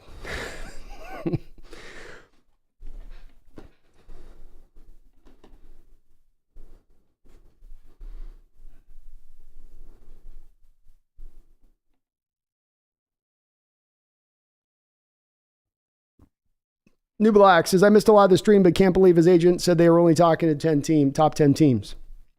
See, I didn't understand as much and maybe you can explain it to me on this new Blacks where the worrisome comes into the Jalen Carter's only talking to top 10 teams. If the Chicago Bears have said, Jalen, if you fall to us at 9, we're selecting you. If the Eagles have then followed that up and said, Jalen Carter, if you fall to 10, the Philadelphia Eagles are going to select you and be happy to do so. Well, if 2 teams have already told me that I'm picking in the top 10, why would I go meet with other teams out there that are picking in the teens or the 20s just for the sake of doing a public relations campaign? Which I'm not saying that's what you're saying with this new Blacks, but some people seem say that that's why he should do it, is because he has to repair his character. So therefore, he's going to do these empty trips to these teams that he knows he's not going to go to. I don't think that that's any different than you've seen at other times and other players that know they're going to be picked in the top 10, top 5, and other times in the past, and that they're not going to go meet with teams in the 20s just for the sake of meeting with them. You know, those players would have canceled those trips too in addition. I don't know. I just can't get his up in arms. If I was told that, if I was Jalen Carter and somebody said to me, like, I'm being picked 9 and 10, I'm not meeting with team 14, 15, 16, 17 for what? It doesn't benefit me in the least. I'm going to get on a plane. I'm going to get on the plane. I'm going to get up in the morning. I'm going to take this plane ride. I'm going to go to this team. It's going to pick and prod and pull on me and probe my head for questions.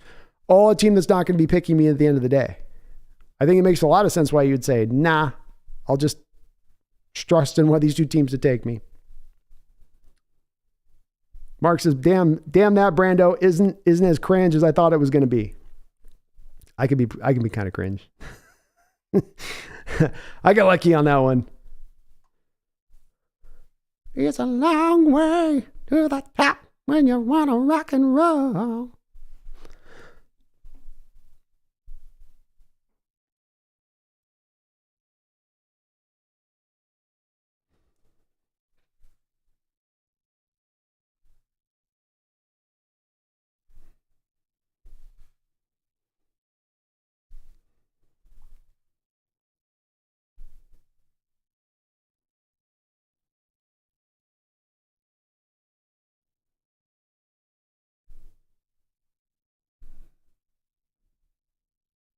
Down goes Seattle's pick. Down goes Seattle's pick.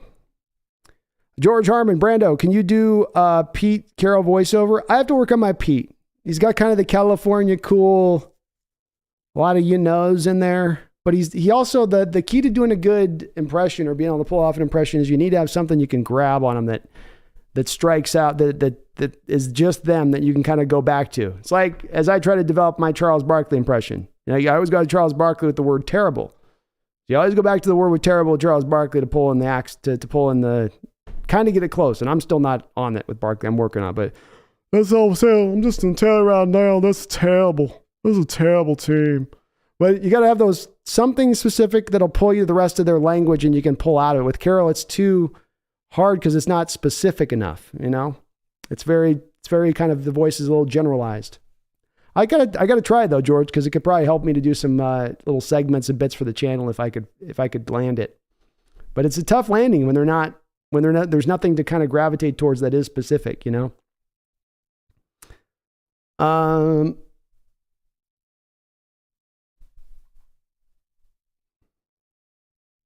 have to have gum. Somebody mentioned gum in the chat. Yeah, I have to be chewing some gum.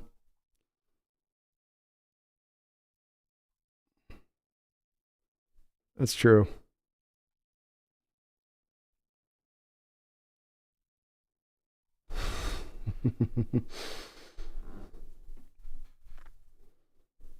Pete's always got the gum going.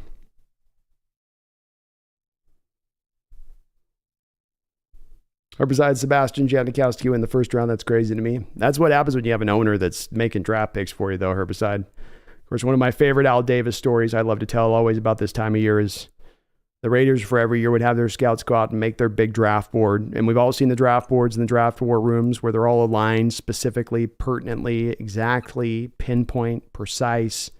This player above this player below that player this round, that player in that round. They get it perfect for months of styling between the scouts and the front office members. And then the day of the draft, in walks Mr. Al Davis. And what does he do? He walks right up to the board and he starts doing this.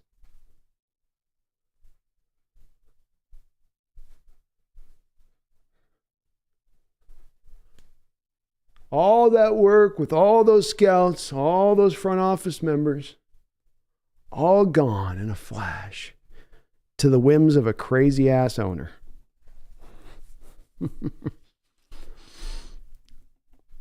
Will Valdez, I need the chewing gum to do the carol. I don't know. That's part of probably how I could land it, because he does that. I don't know. We're going to do what we can do. We'll see how it goes. Kind of a little bit of that just casual sort of way it goes. Megan says, Cassell's not letting Pete get away with anything, is he? He's not, Megan. I can sense he's combining a false sense of humble pie, holding back that cocky nature we all know resides within that silver fox.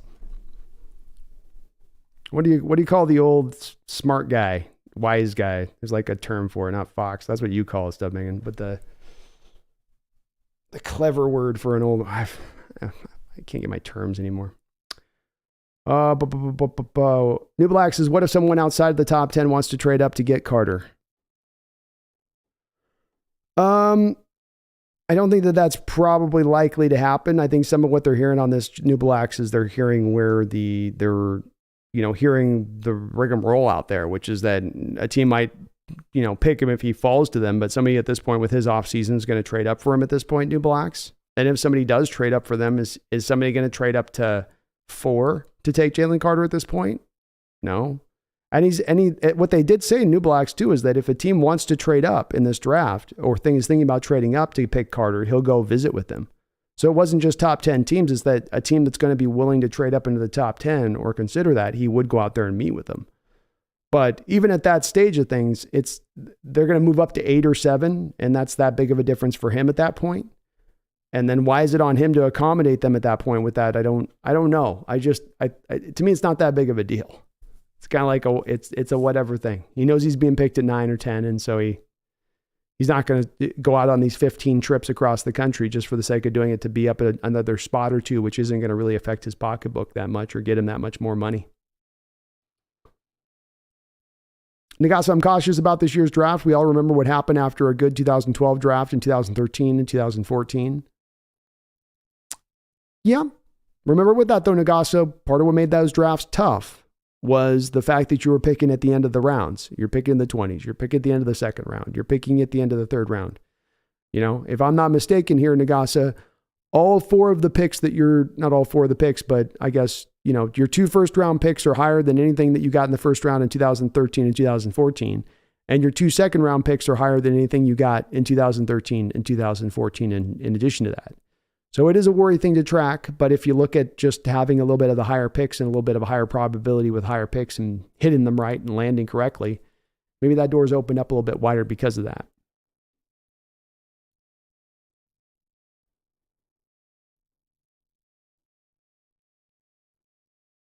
Connor says, Carter didn't even say, from what I understand, his agent said that he knows the teams in the top 10 want him, so he made that comment.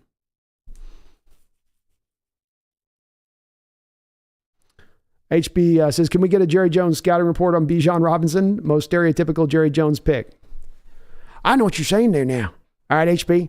I don't make stereotypical picks, okay? Cowboys don't make stereotypical picks. I resent that, okay? Jerry Jones don't make stereotypical picks. Jerry Jones is outside the box thinker. Jerry Jones is a man with a plan. Jerry Jones is the man that brought a dynasty to Dallas. When Tom Landry only had his hat, Jerry Jones was bringing championships. And Tom Landry couldn't even see which way the field was pointed. Jerry Jones was raising Lombardis. Let's not forget that. Let's not get that twisted down. First things, HB. Now, you want to know a little something about a Texas running back? Is that what you're asking me about? You asking me a little bit about how good a Texas running back who has generational talent? That's what you're asking me? That's what you're proposing to me as a question? Is this any question? I ask you, you go back and look at our recent history of Texas running backs of his nature and his brand and his style. And they are nothing but true thoroughbreds for the position, I tell you. They're Cowboys, first off. Whether we draft them or not, they are Cowboys. We might not pick them, but they are still going to be Cowboys, even if they ain't wearing the jersey. They got that star in their helmet one way or another. Okay? That's how that works, first off. Now here, quicker than lightning, Fast as a Texas afternoon in late summer. He going to get you one way or another, that boy. He going to get you quickness, fastness, speediness, spinness. He's got it all now, okay? When the Dallas Cowboys look for a running back, we look for Bijan Robinson. And I'm going to tell you something. That kid here, he's from Texas. He's not yours. Honestly, really, we shouldn't have a draft right now. He should just be ours. We shouldn't even have to pick him. He's a Cowboy. He was born here. He bled here. And mama born here, daddy born here, everyone born here. Why are you going to make him go somewhere else? Why are you going to take him from his family when he's a Cowboy? What sense that make? What sense that make to take him from America's team? I don't tell you right now you're drafting a player. I'll say you're taking a player's soul when you take him from our Cowboys right here now. Let Bijan come home. Let Bijan play for the Star. Let Bijan have his Hall of Fame career here as Dallas Cowboy. Stop being greedy, America. Stop robbing from America's team. You got your own teams. Don't take America's team. That's what I got. That's what I got.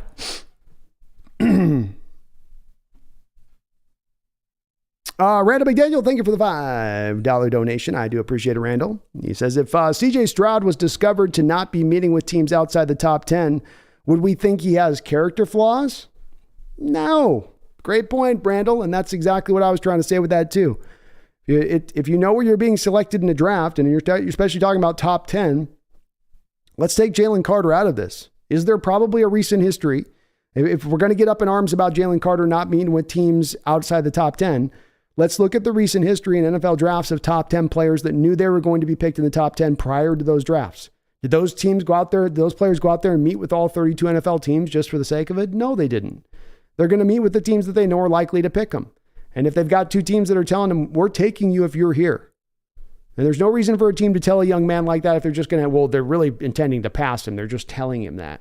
No, a team tells you that, then they're going to mean to do it. And he will be the pick. Especially with the Bears, where it's absolutely a need. And especially for the Eagles, where it's like a bonus pick for them, where they can take that risk. They can totally crap that whole pick as far as that goes. They can totally have that pick be a bust, and that team might not even miss a beat. So 9 and 10 is where he's going. But I completely get it. Space, what's going on, man? It's good to see you. Hope you're doing well. And a great point on your part there, Randall. I seriously doubt C.J. Stroud's meeting with Tampa Bay. I seriously doubt C.J. Stroud's meeting with Dallas or Philadelphia. I would doubt it. I would doubt it. Randall, for another $5 donation. Thank you, Randall, for the double donation. All the donations tonight, man. Kind as you are ever, man. Appreciate you. He says, what if Carter is focusing on conditioning and doesn't want to take unnecessary trips across the country?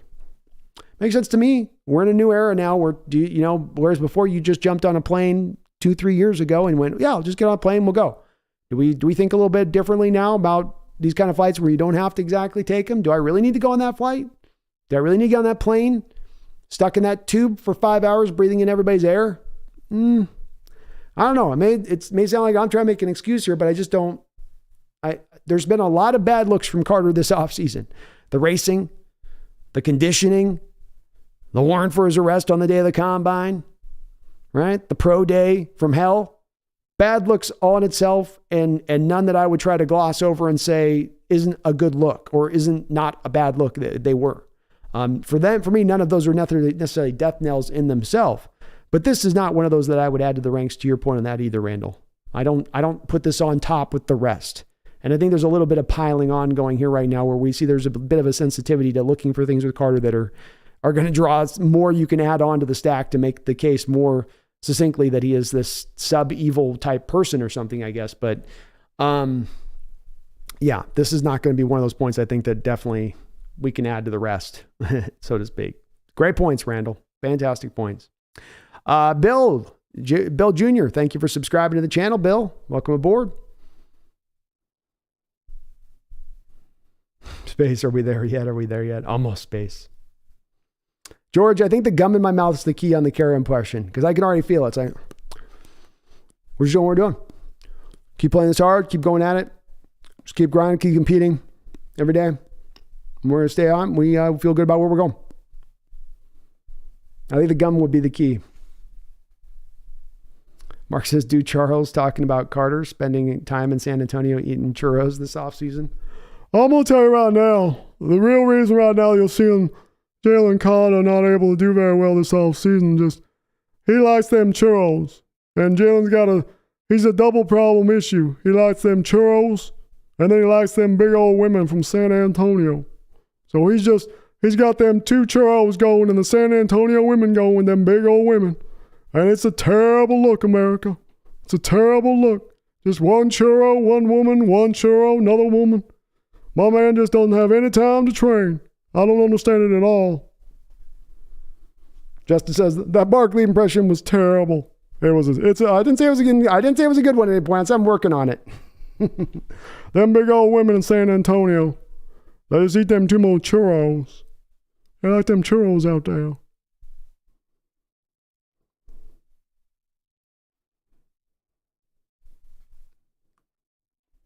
But it's not a bad Jerry Jones beat. Thank you, man. John Ballbacon, thanks for the great stream. My pleasure, Paul. Always have a ball doing these. Seahawks blue and green. If we pass on Carter, I hope the Eagles don't get him, because if he turns out to be good, then the Eagles will be good for a long time. I feel that way about also the Lions in this situation, Seahawks blue and green. Imagine the Lions come out of this first round with Jalen Carter and an edge like Nolan Smith and they could come out of it in that way where they really build that defensive line up with what they're already getting done offensively, and it starts to get scary. It does. It does indeed. Besides, Bob says Bobby will straighten Jalen right out. I think he'd be a very good influence on him, that's for sure. You would think it would help.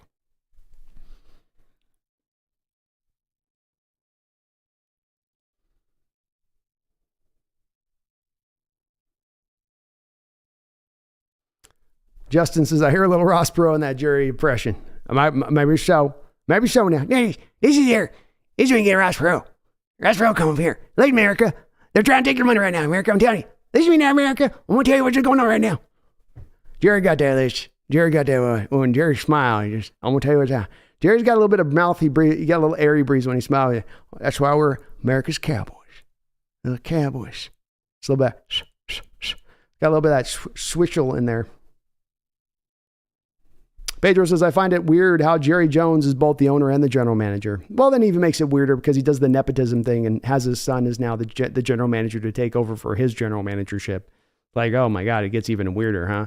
And yeah, that's why I mock it so much. That's why I mock Al Davis back in the day for doing it. You being that owner that's the cliche owner coming in there and making personnel decisions like, I made a lot of money now, all right? I made a lot of money, so it's good making money. I know football, all right? If I know money, I'm going to know football, all right? They both go together, same thing. You know one, you're going to know the other. Like, yeah, I see it. HBIC Cowboys trading up for 26 for Bijan. I could see him doing it too, man. Jerry loves himself as Bijan. I like it better. I'll tell you right now, I like Bijan better than I like Dijon mustard. Okay, and I like my mustard, but I like my Bijan better.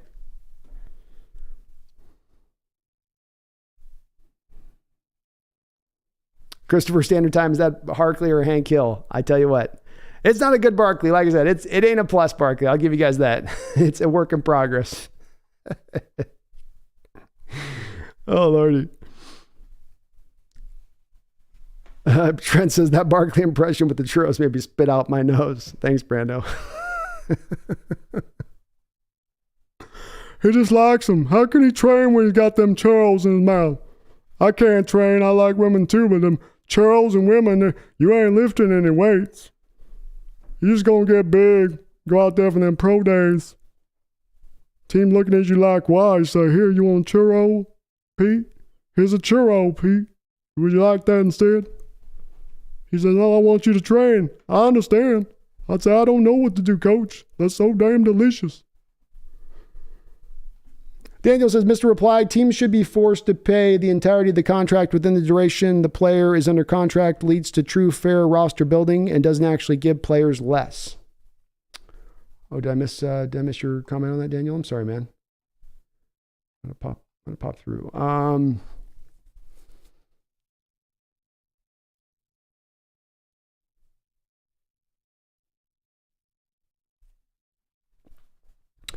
I certainly wouldn't mind I wouldn't mind them going that way, Daniel, and having the structure of that be the way the NFL has to go going forward. It certainly would be great for players because there'd be more of a guarantee the contract they're getting, and they know what they're getting, and less of that.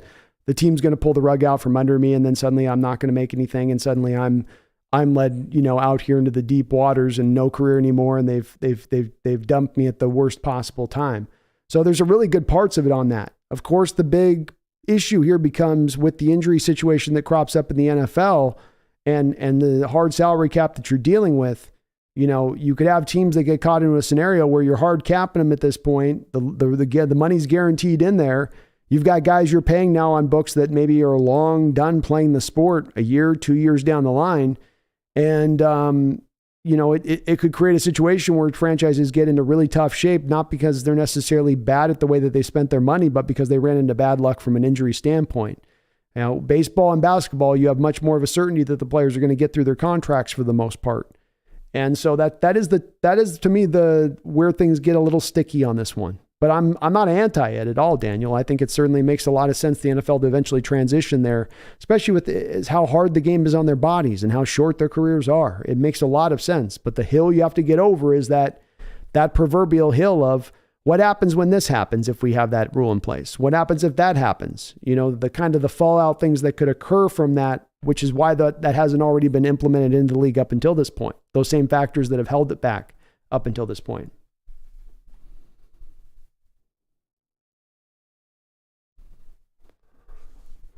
Mark Cardigan says, why you never buy your woman a watch, Chuck?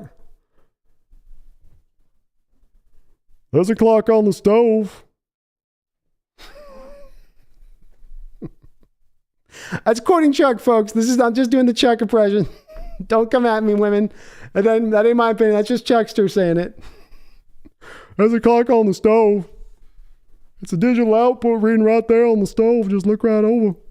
You don't need no watch. Pedro Mendoza, what position should we draft in the third round? Well, I think you're going defensive tackle early, Pedro. I think you're going twice defensive tackle early. I think you're going linebacker early on the other side of it. So we've taken out those two rungs. What do we need now next? Third round. How about we look for either a guard or a running back in the third round from a value standpoint? Guard, center, running back. Be a likely potential third round option for us. Those would be the most likely, I should say. Third round option. Megan says, Pete rolls the left corner of his bottom lip into his mouth when he speaks. And yes, I watch him be. I'll have to work on it. I'll see if I can find an angle on him, What's up, Sargent? How you doing, man? Damn it, Ernie.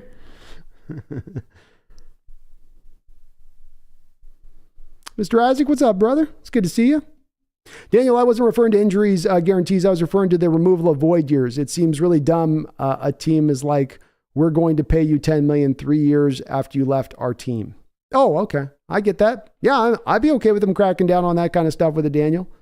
The players union probably fights him on it, but I certainly, from the competitive balance aspect and making everybody have to operate on everybody has to operate from the same thing. And the point of creating the salary cap, Daniel, to your point on this, was to level the playing field for small market teams like your Cincinnati Bengals. And when you have teams like the big market teams like LA that are now able to throw this extra money on top of their books and wind that money off down the road, you're undoing the spirit of the salary cap, right? That's the whole point of it. What's the point of the cap then? To a degree, right? It's almost like a soft cap more than it is really a cap.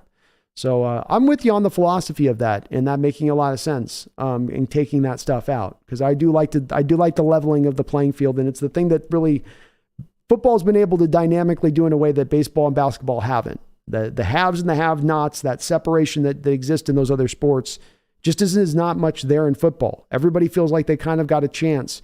If they get the right brain trust in there, they get the right coach, they get the right structure from ownership down, then it can get done. And not necessarily from just spending money standpoint, but from smart personnel decision-making standpoint.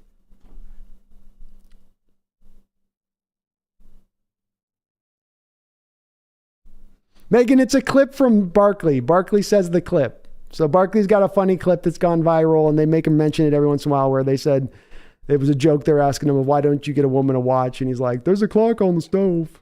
It's not me saying it. I'm just doing the impression of Barkley.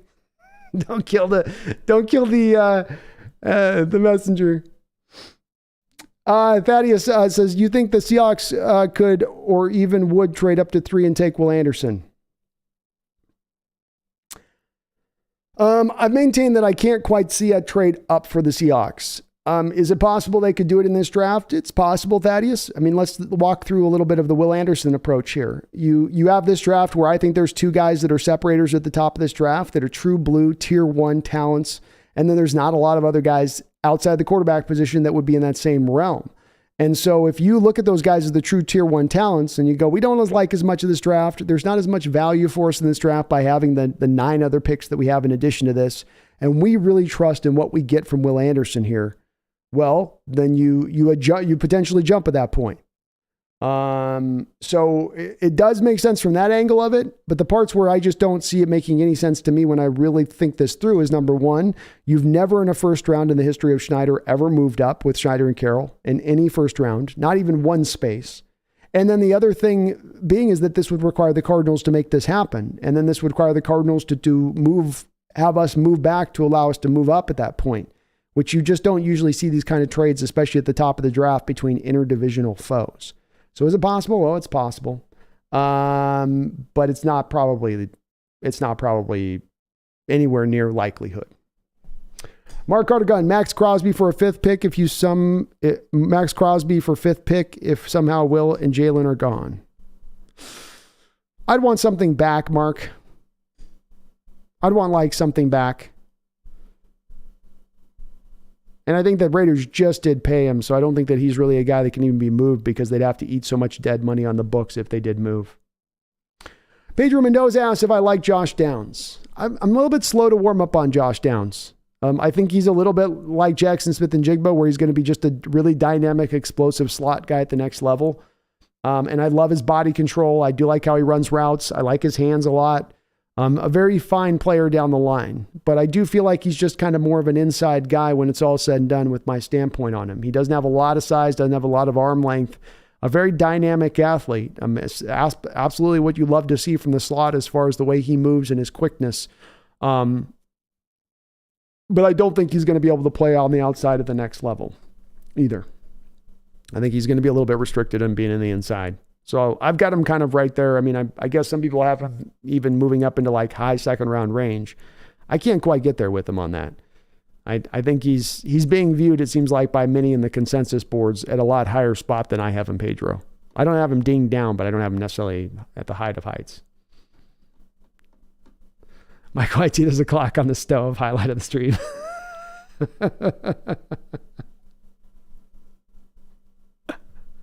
Justin says, I think Megan's currently trying to find a way to put Brandon in timeout right now. Megan says, you're so lucky you're not within striking distance B. I'm usually not violent, but to hell with that.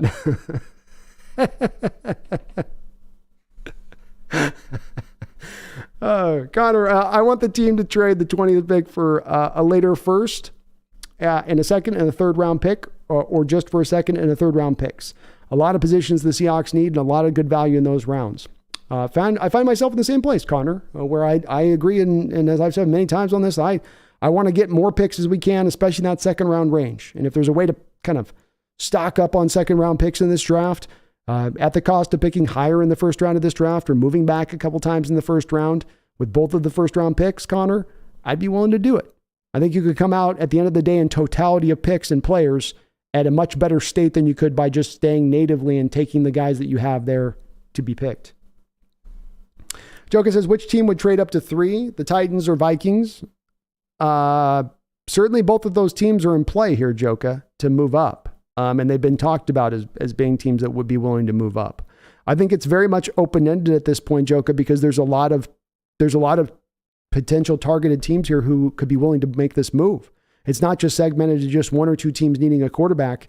As the Raiders sitting there at 7, there's a good probably 5 or 6 teams from 7 to 14 that could all move up into that range of the 3 to go get their quarterback. And some of this, of course, Joka comes into play on the Lamar Jackson and the Aaron Rodgers situation playing out to better determine this, because that still hasn't shaken out on either end of things.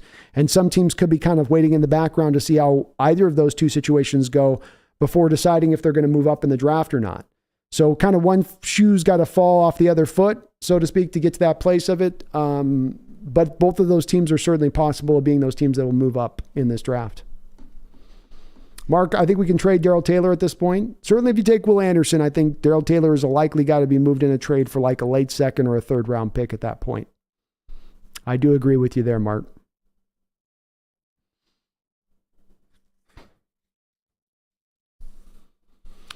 Johnny Gelato, who's the best late round breakout running back? Great question. Late round. So I got to go 5th round and onwards.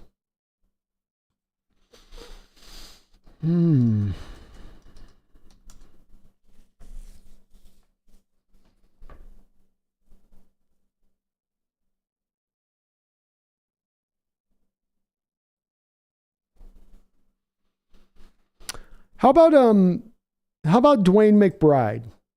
Dwayne McBride is a guy that is, Johnny, he's going to be, I think, a 5th round guy. A ton of production coming out of college. 3,000 yards over the last 2 years.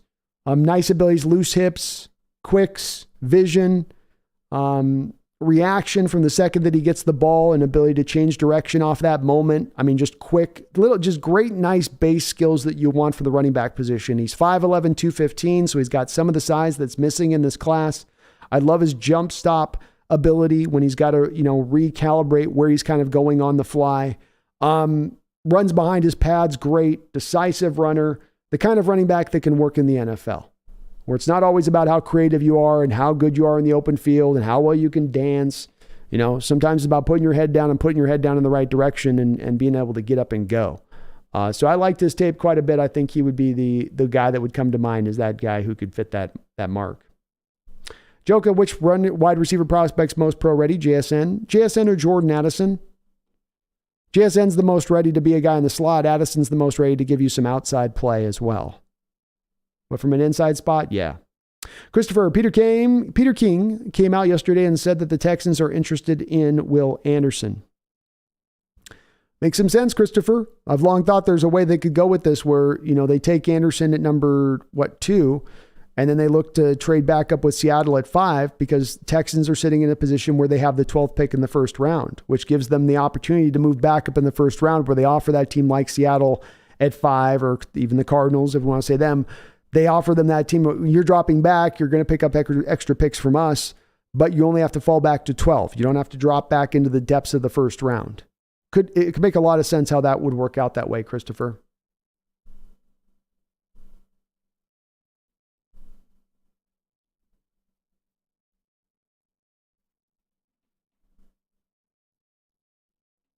Johnny says, do you trade up from 20 for anyone? For who? I wouldn't trade up for anyone, Johnny. No. You have to give up too much to trade up, in my opinion. You want to trade back, you don't want to trade up. And not in this draft, especially, Johnny, where the tier 1 is really small and the tier 2 is really big.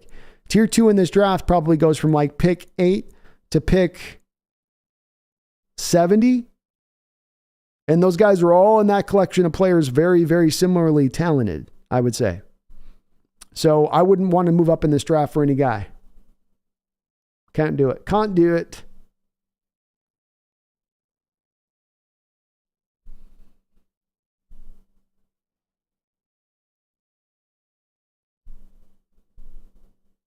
Megan says, I'm taking the photo of you and I after the Cards game off the shelf, B.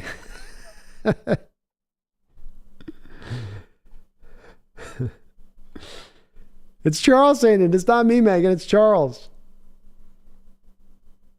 What's up, Wilbert? Mark, Anderson at 5, can't see 20, best scenario. If that's not it, it's pretty damn close to being it, Mark. That would work for me.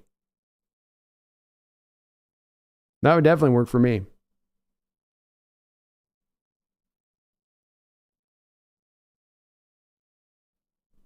That's right, Christopher. Standard time. We'll see. It's the draft. You got to trust no one, especially right now. We're in that cloak and dagger phase of the draft, a few weeks out, where teams are trying to, they're trying to situate themselves where they're wanting to get the guys they're looking at and falling in love with. Brian says Houston's owner loves Young. He's the pick.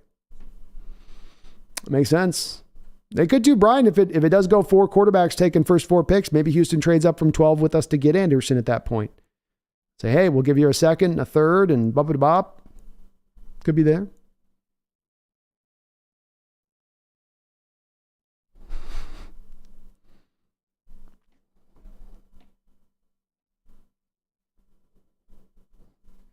Jonah's all about Carter at 5. Makes sense.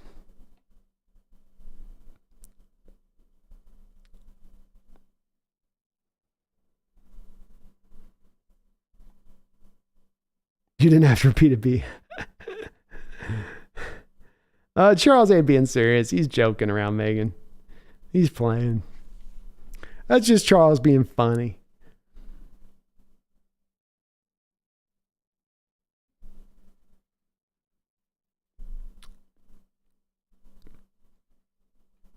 Justin Coins Tank Bigsby is a perfect player for the Texans, tank mode. There you go, Justin. They can they draft Tank Bigsby, and then they can draft Tank Dell for the outside. So I have a tank at receiver, tank inside, tank outside, bit of both.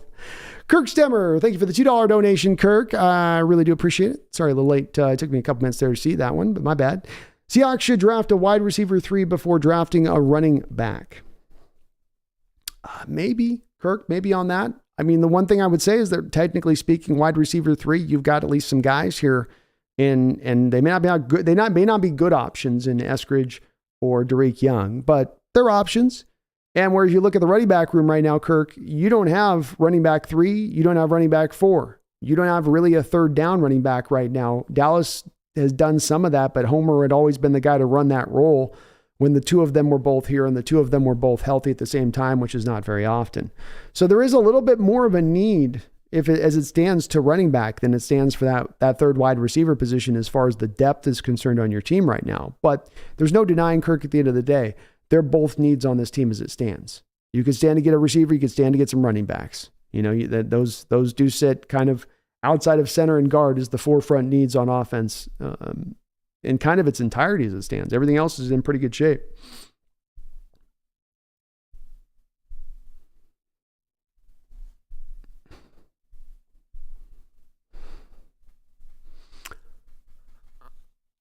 Oxfam, my only favorite prospect if we trade down is Skoronski. He is the perfect guard prospect in a while. Like him, Cox fan. I'd agree. I think he's the best guard prospect in this draft. And he's not a Hutchinson-like talent at the position. So where you pick him, where he deserves to go, where he should fall, it's a little bit harder to kind of get exactly that. But he does provide not only, I think, as being the best guard, but a guy that provides a lot of positional versatility. He can play both guard spots. He can play center. He could probably play a little right tackle for you at the pro level, even though he does have the short arms. Fun player, though. Johnny Gelato, Hendon Hooker, a perfect project for the Hawks. 3rd round, Johnny. Get him in the 3rd round. I'm with you 100% on that. We're talking 2nd round. That's a little early for me. But 3rd round, yeah.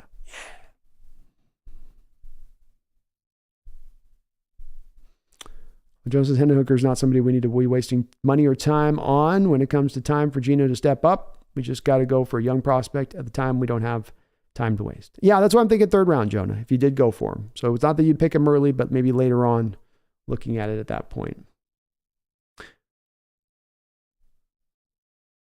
Jonah says, hey, Brandon, I want to send some memorabilia to Brandon. Where do I find his public mailing address? I know it's somewhere because people are sending him stuff. Just look in the description section, Jonah. So you'll see on the description section of this video, you should at least, I believe, unless, did I not put it in here on this one? You know what? I didn't. My bad. Let me get it in. I'll get it in the description here. Let me pop it in here for you. So just check in the description in a second here, and I'll have you an address if you want to send me something. Shout out to Garth, though, by the way. I don't know if you guys can notice. Probably can't see it really clear, but I got the Steve Hutchinson card up there next to Ricky Waters right now. Don't know if you guys can see it or not, but it's there. So just follow those directions. I just saved that in there. You should see it updated now in the description section if you're looking to send something. Jonah, it should pop up. Just do it exactly in the description there to my friend's name and then in care of Hawks Nest, and it will definitely get to me. Mark says, Draymond, Anderson, Cansey, Bobby, Adams rushing the backfield. That'd be pretty sick. Or fire, as you put in your emoji. That'd be pretty fire.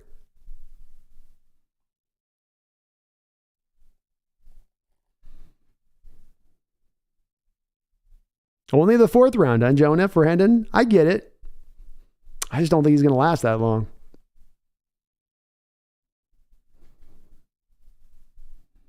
Herbicide, we need 12 picks, though. Yeah, we do.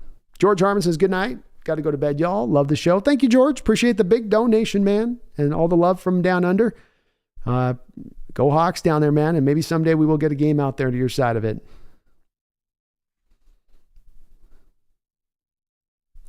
Jonas says, I'll make a friendly bet with you that says Hendon Hooker doesn't go until the 5th round. Friendly bet? Bet taken, Jonah. Bet accepted. I think he's going 3rd round. I do.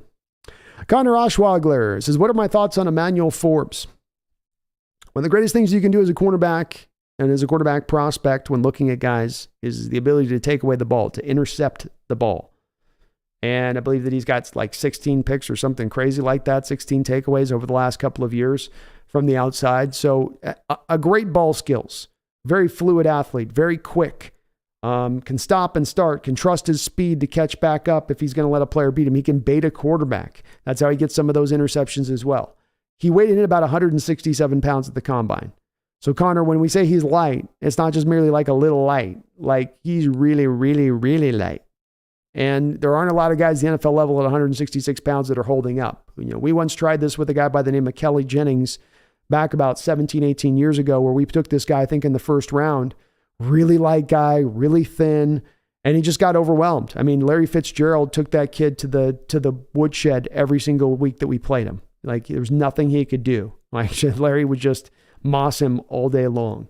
So the slight corners, you get worried about it there. My comp for him is Asante Samuel. So I think he's got a lot of that Asante Samuel kind of way he rolls about his business out there. I do think he's probably like a 2nd rounder at this point with where I see him. But a fun player, one of the best corners in this draft, Connor. It's just his one kryptonite is that weight, where you worry a little bit about the weight. But he's got the size and the length you certainly look for in the position.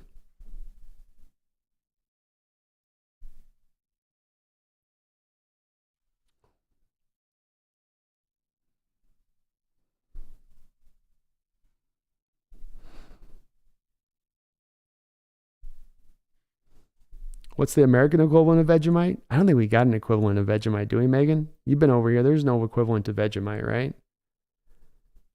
It's its own unique thing, I think.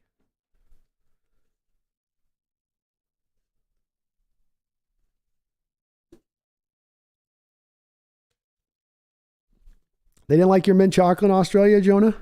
Mint chocolate is where it's at. That's where it's at. All right, folks. Well, we have passed a little over 3 hours here today. I'm coming back in here shortly with the show tomorrow. So let's get in the last of our questions here on the show tonight as we kind of round this up, as again, just trying to do a little bit of these quicker shows to kind of get more turnaround, to get more shows going. So we just went last night with a good 3-hour show with Brendan. Got to go tomorrow night too. So we'll get a little bit of a wrap up here. Let's get the last of those kind of questions in and kind of put a button on this. George Greg Kemp says, Brandon, have you looked at Blake Freeland and thoughts as a possible guard option? He would interest me in that realm of things more than he would interest me as a tackle 100% here, Greg. I don't think he's going to round out as a tackle at the NFL level. He was one of the worst performing offensive linemen at the Senior Bowl. And so you got level of competition a little bit there with him at BYU, which isn't the greatest, doesn't test out well at Senior Bowl, but has some great testing numbers as far as how he just tests in the pure drills and whatnot. Tests outstanding in that realm of things. He looked pretty good at times at tackle, not the athleticism you look for. You're on the right track with wanting to kick him into guard. Certainly this is the new pathway that teams take with these guards, and especially when you're like us right now, just Greg, where you have a situation where you're wanting to get these mobile guards and you can't find them. You look at the top guards in this draft, and you got Steve Avila and Osiris Torrance, and just these plodding. They can't really move. They can't get in space. Can't get to the second level blocks. Well, then the way to get there, and the way that a lot of teams are doing this now, is to move the tackles inside to guard. And so you would get that benefit from him. He is a legit 6'7". I always do worry when you start getting to 6'7" and kicking a guy inside there, Greg, that he's going to be able to get low enough and sink his hips low enough to be able to win the leverage battle. Because you don't have to always win the leverage battle as a tackle, but you got to win it as a guard. And at 6'7", this is part of my reason with having some hesitancy, believing that Abraham Lucas could be kicked into guard, is I just think you get to about 6'7", and it gets really tough to be at that size to make it work. You've got to be outstandingly strong because you're going to lose the leverage war now. So now you've got to be overwhelmingly strong to overcome that. And if we're talking about guys historically at 6'7" that have pulled that off, it's guys like DJ Fluker, that these just mountainous men that are so big your leverage doesn't matter a little bit. But later round guy, if you want to take that attempt, I'm okay with it, Greg. Not early round. Not in the early parts. But later round, sure. As a flyer thing, that's the pathway we're probably going to have to take here, Greg, to find our next guard options if we're going to find a pure athletic fit for the profile we're looking for. Johnny Gelato, honest opinion on Geno's second year. My opinion is that I think Geno's going to have overall a slightly better year this next year than he had last year. I think the running game is going to be more consistent. His offensive line will be improved. He's not going to lose anything from his pass catchers as far as that standpoint goes. So I think an improved team, improved Geno. Improved Geno by a significant portion, Johnny? No. But by just a tiny bit on the guy that set franchise records last year? Yes. I do see that. Because this year, kind of what ended up kind of dinging his stats was that dip that he had at the end of the year. And I don't think he's going to have necessarily the high of highs he had through the first 12 games last year necessarily, but he'll have more of a consistency of height, which will lead to a better overall year in that consistency. Just my guess. Trent Saibot's USA version of Vegemite is cream cheese. Really?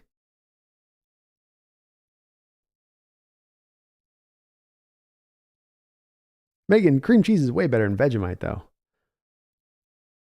Michael Meyer says, Mina Kine says it's AR at 5.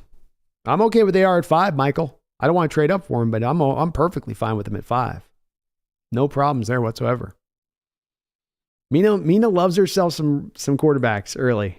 She was chomping at the bit last year. She's back to chomping at the bit again this year. Bless her. She loves her quarterbacks. Hawks fan, thank you for the $5 donation, Hawks fan. I do really appreciate it. As well, appreciate you being a member of the channel too. I swear to God, you guys, I'm getting that draft guide out here in the next day or two. I've got the thing almost wrapped up, so be on the lookout on the community post. I'll get that draft guide out hopefully very, very, very, very shortly.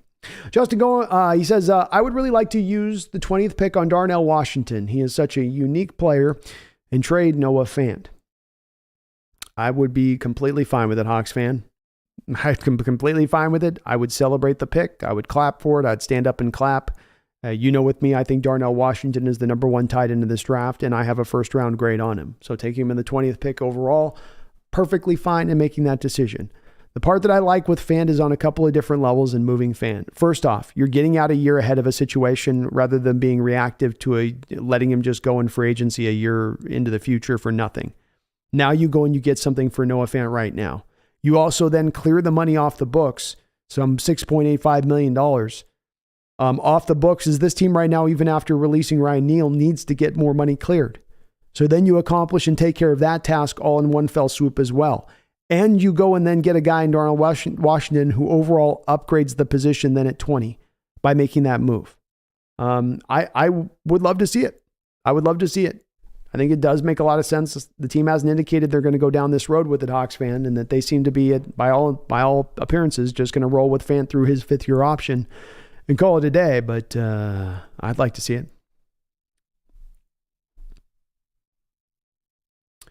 Spencer Smith says, Brandon, who's your pick for the annual flagship JS project player in round 5 through 7? Call me nuts, but my idea would be stashing Bryce Ford Wheaton and attempting a position change to cornerback.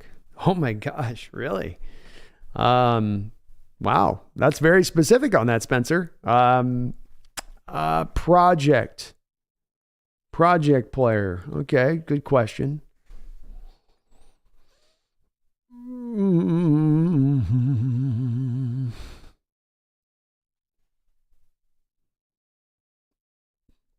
I would probably go for more.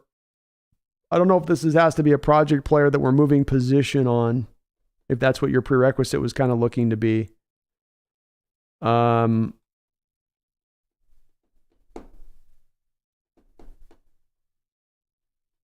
don't know. It's a good question. Michael Wilson, Stanford receiver.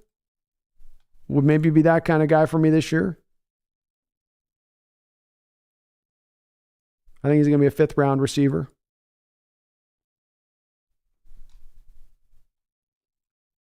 He could be that guy.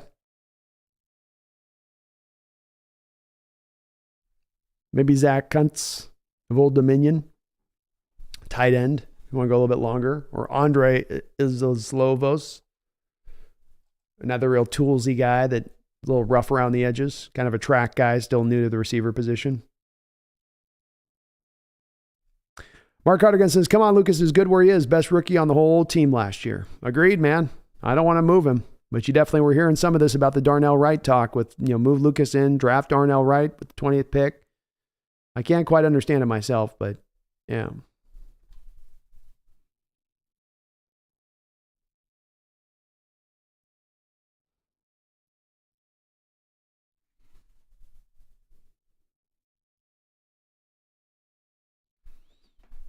Greg Kemp says, Brandon, based on what you said, thoughts on Matthew Bergeron, who's 6'5", at possible guard option? I don't think I've given a long enough look at Bergeron, if I'm remembering correctly. He's on my list. So, yeah, sorry, I haven't had a chance to quite take a look at him yet, Greg. He's on my list to look at. It's with trying to look at the guys that are tackle potential guard converts. I'm going to get to those guys and look at them, but they'll be kind of one of the last sort of things I look at because I want to look at the most likely things we do first to the foremost, right? And because it's a heavy guess to say, well, will this guy randomly be kicked inside and moved inside? And I don't know in this draft, especially, Greg, because there's not a lot of great quality tackles, if there's going to be as much moving guys inside. Absent, we're talking about Skoronski and Cody Mock, more guys that are the short arm guys. But I don't have I'm sorry, I haven't taken a look at Bergeron. I'll try to have a look at him by the time we do our next show on Sunday. Come back and ask me on that, Dan. I'll take a look at him. Because I'm just getting into my guards now really deeply. I've gone through like the first 9 or 10 guys and starting to get a little more into the stuff, tackles as well. So just getting into the kind of depths of that. Jonah Whale, hey B, Seahawk Brendan Nelson talked about 2 top 100 centers that I really like in this draft, Wilper and Joe Tipman. I would honestly spend a 4th or even a 3rd round pick on one of these centers. As would I, Jonah. I think Wilper's got a very good chance of going in the 2nd round. Tipman might get in there as well. So, you're going to be lucky to get either of those guys in the 4th, say nothing of the 3rd. But both of those guys are solid center options. I think you've got John Michael Schmitz, Wilper, Tipman, Corey Patterson, and probably Ricky Stromberg as guys that should be able to play in the NFL at the center position, I would think. They'll be at varying levels of good or bad, but they should at least be NFL players at the position, I would think, at the next level.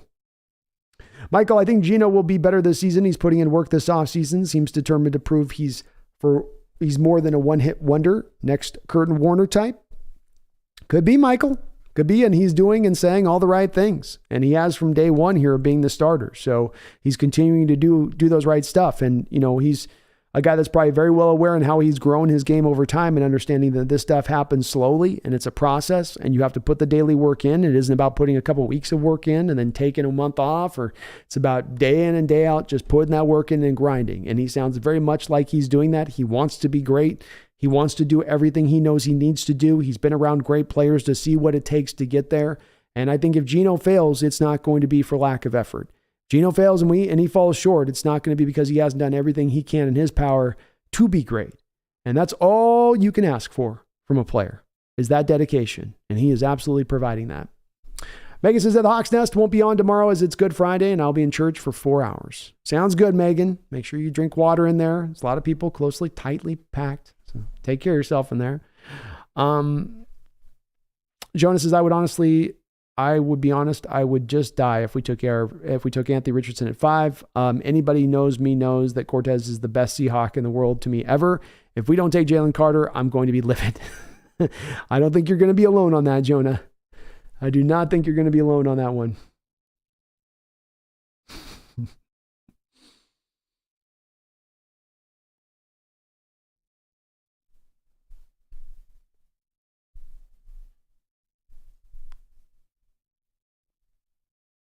Trent says, I laughed my ass off. I imagine how polarized the ingredient is, but that pause made my night. Good night, Brando. Thanks for the entertainment. My pleasure, Trent. Cream cheese and Vegemite. Justin Goyen says, Jalen Carter's like Vegemite. Nobody likes him.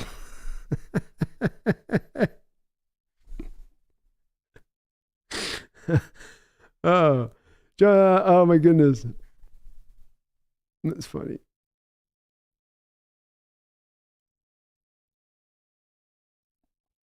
Mark Cadigan, thank you for the $5 dono, man. Appreciate the donation. Jalen's film is nuts. Lining up alone on D-line, still breaking through. P can get the best out of him. Best player culture in the league. Seahawks. Let's go, Mark. And look, your evaluation and a lot of these other people, and I know that this is definitely a hot button issue, but removing just the character stuff because it's the stuff we don't know about Mark and what he is as a pure player is my number one player in this draft. And I didn't come to that point lightly. I didn't come to that point and just, this is where I am and I'm not going to be moved off this spot now. His player to me jumped out more than any other. And he is absolutely a game wrecker up shot. And like you said, it doesn't matter if there's one or two blockers, he'll get through both. It doesn't matter if you throw a guard and a tackle at him, he'll get through both.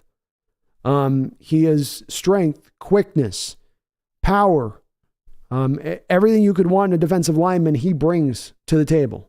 Now, the character stuff is what it is, but the talent on that line is also what it is from him.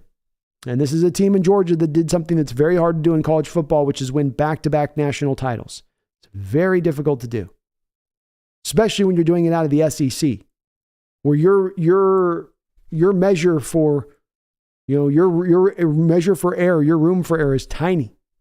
The other thing that doesn't get talked about a lot with this, Mark, is that the guy played through 2 injuries this past year. Third-rated defensive tackle in all of football by Pro Football Focus, playing through 2 injuries, including a high ankle sprain that would have knocked many other players out. His coach talked about it. Kirby Smart talked about it a couple weeks ago at the Pro Day. As a player, he's peerless. As a player, he is unique. As a special defensive tackle as he is, there is not any others that come off like this guy does in recent years. The character stuff is the character stuff. But the player on the field is also the player on the field. And Jonah, I hope we take him too. If we take him, and that means the character's clean, and I'm going to trust the player we're getting, I'll tell you that. Jonah says, I would also like Will Anderson, so I'll make the same bet. If we take Will Anderson with the 5th pick, I'll send the podcast an autographed Cortez candy card. Hey, sounds good, man. Bet. But for the record, I'm right there with you and wanting to see it happen as well, Wanting to see Tez here. I'm with Mark Cardigan on this. I want to see him here as well.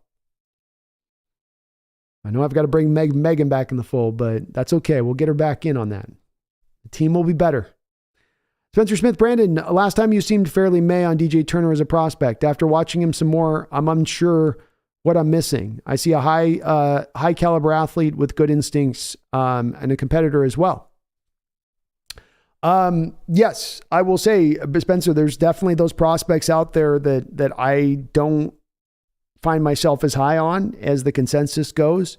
And something the consensus has taught us on this, Spencer, is that it tends to be right.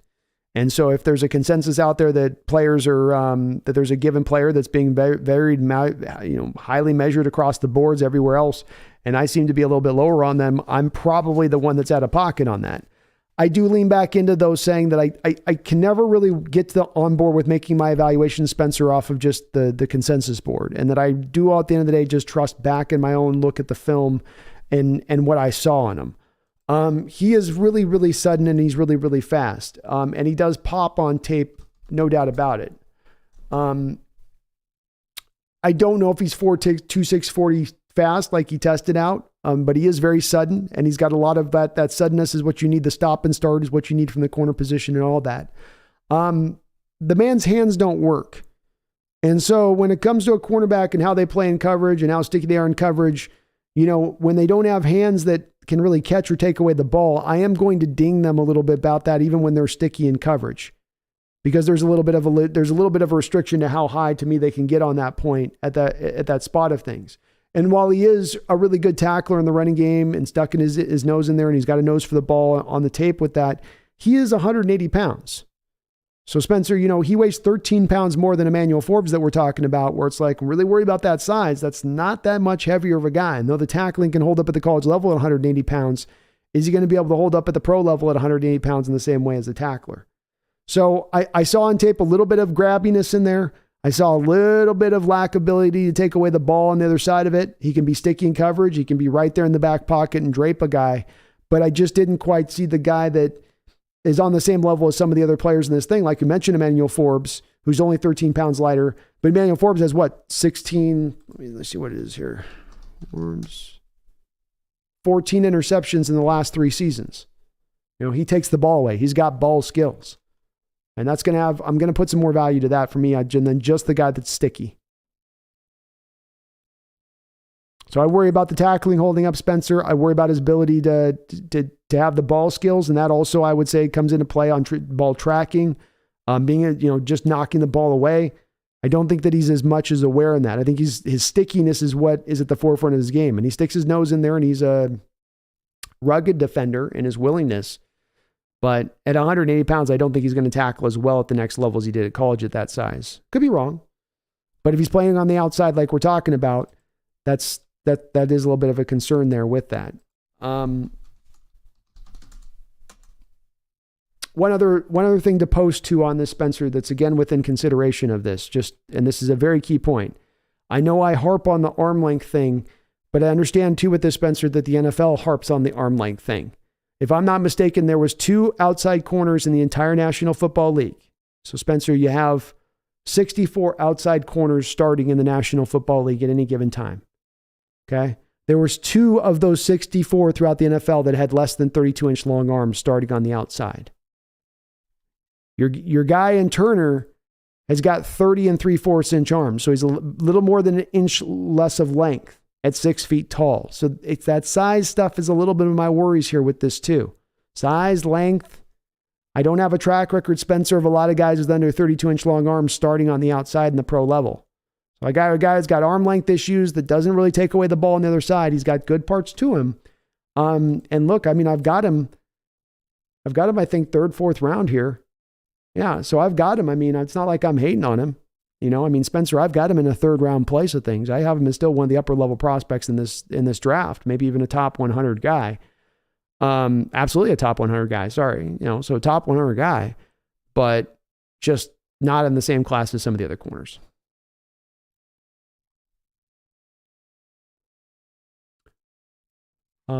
Spencer says, if Seattle takes Carter, how many more teams are more physically imposing than them? Metcalf, Bobby, Woolen, Nwosu, Lucas, Cross, Draymond Jones. That squad would be mean as hell.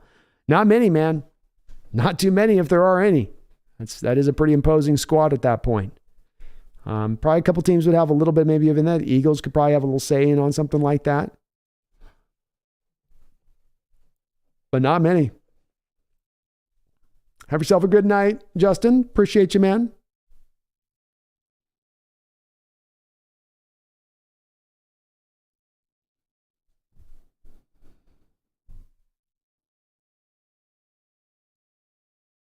Jack, I see us ultimately ending up with either Anderson or Richardson. I'm leaning Anderson at the moment. I see the Cards trading their pick. I do as well, Jack. I see it playing out that same way. And I lean that same way. Sean Proper, would you love to get back to being that team that when they get off the bus, it's like OS, but more concerned with Carter's motor and passion than character at this point? Passion than character at this point. Yeah, I'm not worried about Carter's motor. He does get gassed out, and you have to take him off the field for when he gets gassed out. But when he's on the field and he's playing, he lets it rip. I don't think you see a lot of snaps with him, in my opinion, where he's taking plays off. He's also double teamed a high propensity of the time, taking a lot of the attention away from the rest of the other players in that Georgia defensive line at points. So I don't know, man. Again, as Kirby Smart talked about this year, he had 2 different injuries. He could have shut it down at 2 different points this year for Georgia and said, okay, I'm going to wait on the draft. He could have, during the playoffs, said, you know what, Sean? He had done enough on tape throughout the course of the year at that point to say, hey, Georgia team, I'm not playing in the playoffs. I'm not risking any injury. I've already gone through 2 injuries this year so far, playing through those injuries to help get you guys to the national title game. I'm not doing any more of that. I'm going to sit on the bench now and wait for my draft. I'm already going to be a top 5 pick if I do nothing else on the football field. If I go play for you guys in the playoffs, I can only hurt my draft value at this point. And he still went out there and played. And let's keep in mind, there's a lot of guys we can go through this draft process, folks. A lot of guys we can look at who sat out their final game, who didn't play their last playoff game, who weren't there with their running mates. This guy did. So the conditioning thing, valid. Needing to be on the field better and more often, valid. But I don't know if I get there with the passion or the unwillingness to maybe play, all out 100% all the time. I see quite the opposite of a guy that goes for it and lets it rip on the football field. Mark says, any safety standing out to Pete, do you think, now that they released Neal? There's 4 guys through 4 rounds, Mark, so let's go 4 rounds at a time here. First round, I think certainly Brian Branch is an option. Talented guy, fits to maybe what they could be looking at. A little early, probably aren't going to pick him, but he's an option in round 1. Option in round 2 would be Sidney Brown. Can play the slot, can play strong safety, a guy to fill in for Jamal Adams in the future if you want to move on from him. Very talented, plays all over the place, plays with his hairs on fire. Certainly would appeal to Coach Carroll in the second round.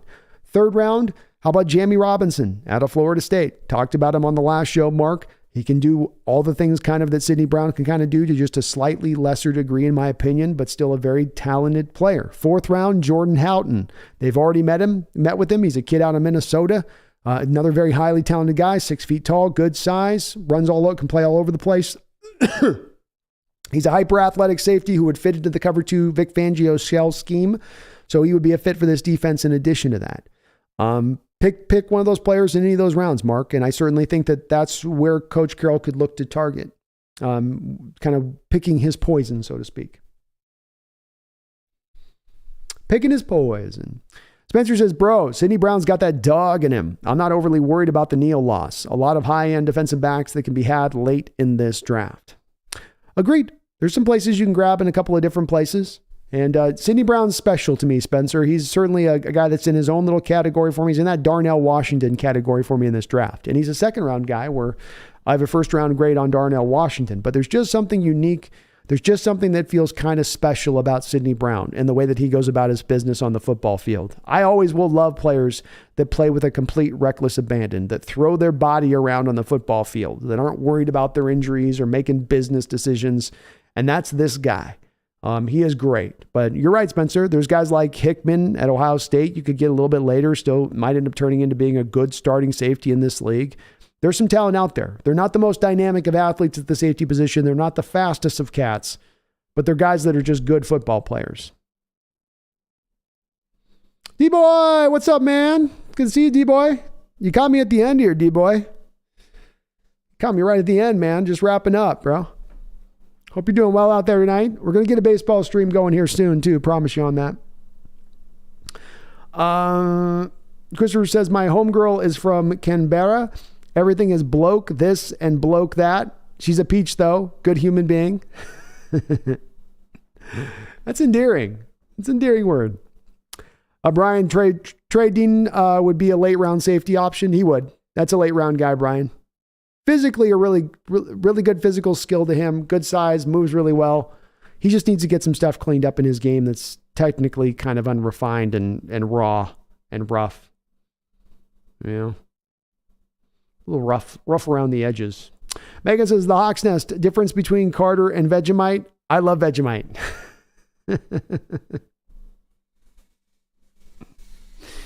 Well, but it's also in the eye of the beholder with the Vegemite too, much like Carter, Megan. So it's in the hand of the knife holder, the butter knife holder, I guess. I'll say it on that. All right, well, we're going to go ahead and get this kind of wrapped on up, folks. Christopher said, who said it the other night? Pete Carroll is the master of deception, so he blow everyone out of the water and draft a long snapper at 5. You know it's coming in, man. Cloak and dagger. Cloak and dagger. Christopher says, good answer. Thanks, man, Christopher. Appreciate you. All right. Well, let's button this up again. I'm going to be on tomorrow night, 7 o'clock. We're going to have Brendan back on the channel from Seahawks, Brendan Nelson. We're going to be looking and doing a deep dive into the linebackers and edge in this draft, going kind of end to end on those guys a bit. So we're going to be doing that big, deep drive. So if you're not already, do me this favor. If you haven't already, please do hit that like button. Just a little thing, a big thing it's big in my heart. It's big in my heart. But it does help out this channel greatly by you hitting that like button, getting subscribed up. Also helps this channel tremendously. We're growing greatly this offseason, but we can keep this thing going. It'd be great to get through the end of this year around 13, 14, 15,000 subscribers. If we can even get there by the end of the year, we're on a good run right now. But if you're not already subbed up, please get subbed up. Please hit that like button. I would really appreciate it to a huge degree on that side of it. Jackie Treehorn, if league cap wasn't involved, would KJ be an option? I don't think so at this point, Jackie. I think that he's probably just a little bit too old, and that the steps that you lose and just get a little too slow to be able to be out there and move around. If something horrific happened at the position and we weren't able to have depth and we had too many injuries, would they call on him maybe in a pinch? Maybe. But I have a feeling that he's probably pretty well retired. I don't think he's probably hitting the weights or training like he once used to. And so he's probably got the normal person body going on right now at this point, which probably he probably wouldn't be an option really at this point anyway, for shape or form.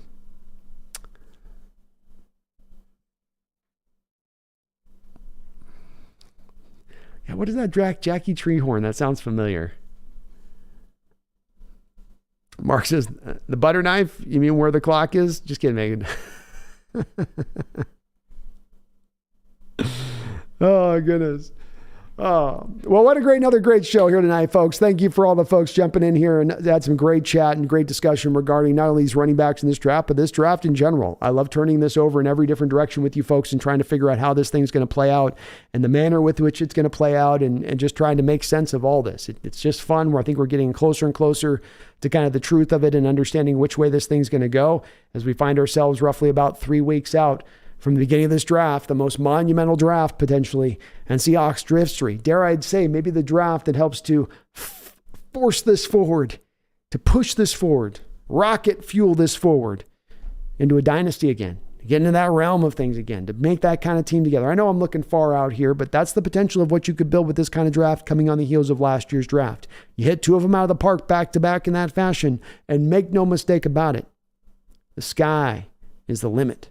So get excited, my fellow Seahawks fans. Get hyped. Get ready. Lock yourselves in because your Seahawks are about to kill this draft again in the best of ways. They're about to be the number 1 team in this draft walking out of it. They're going to say, who had the best draft? Who had the A+ draft? Who had the draft that's going to set their organization afire for the next 5 years? And you know what they're all going to say unanimously? You know what they're going to say from coast to coast, pundit to pundit, talking head to talking head? They're going to say A+ Seattle Seahawks. That's what they're going to get to say. So lock yourselves in, folks. It's about to happen. Get yourself ready to be very happy at all this wonderful haul that we're about to pull in from this draft.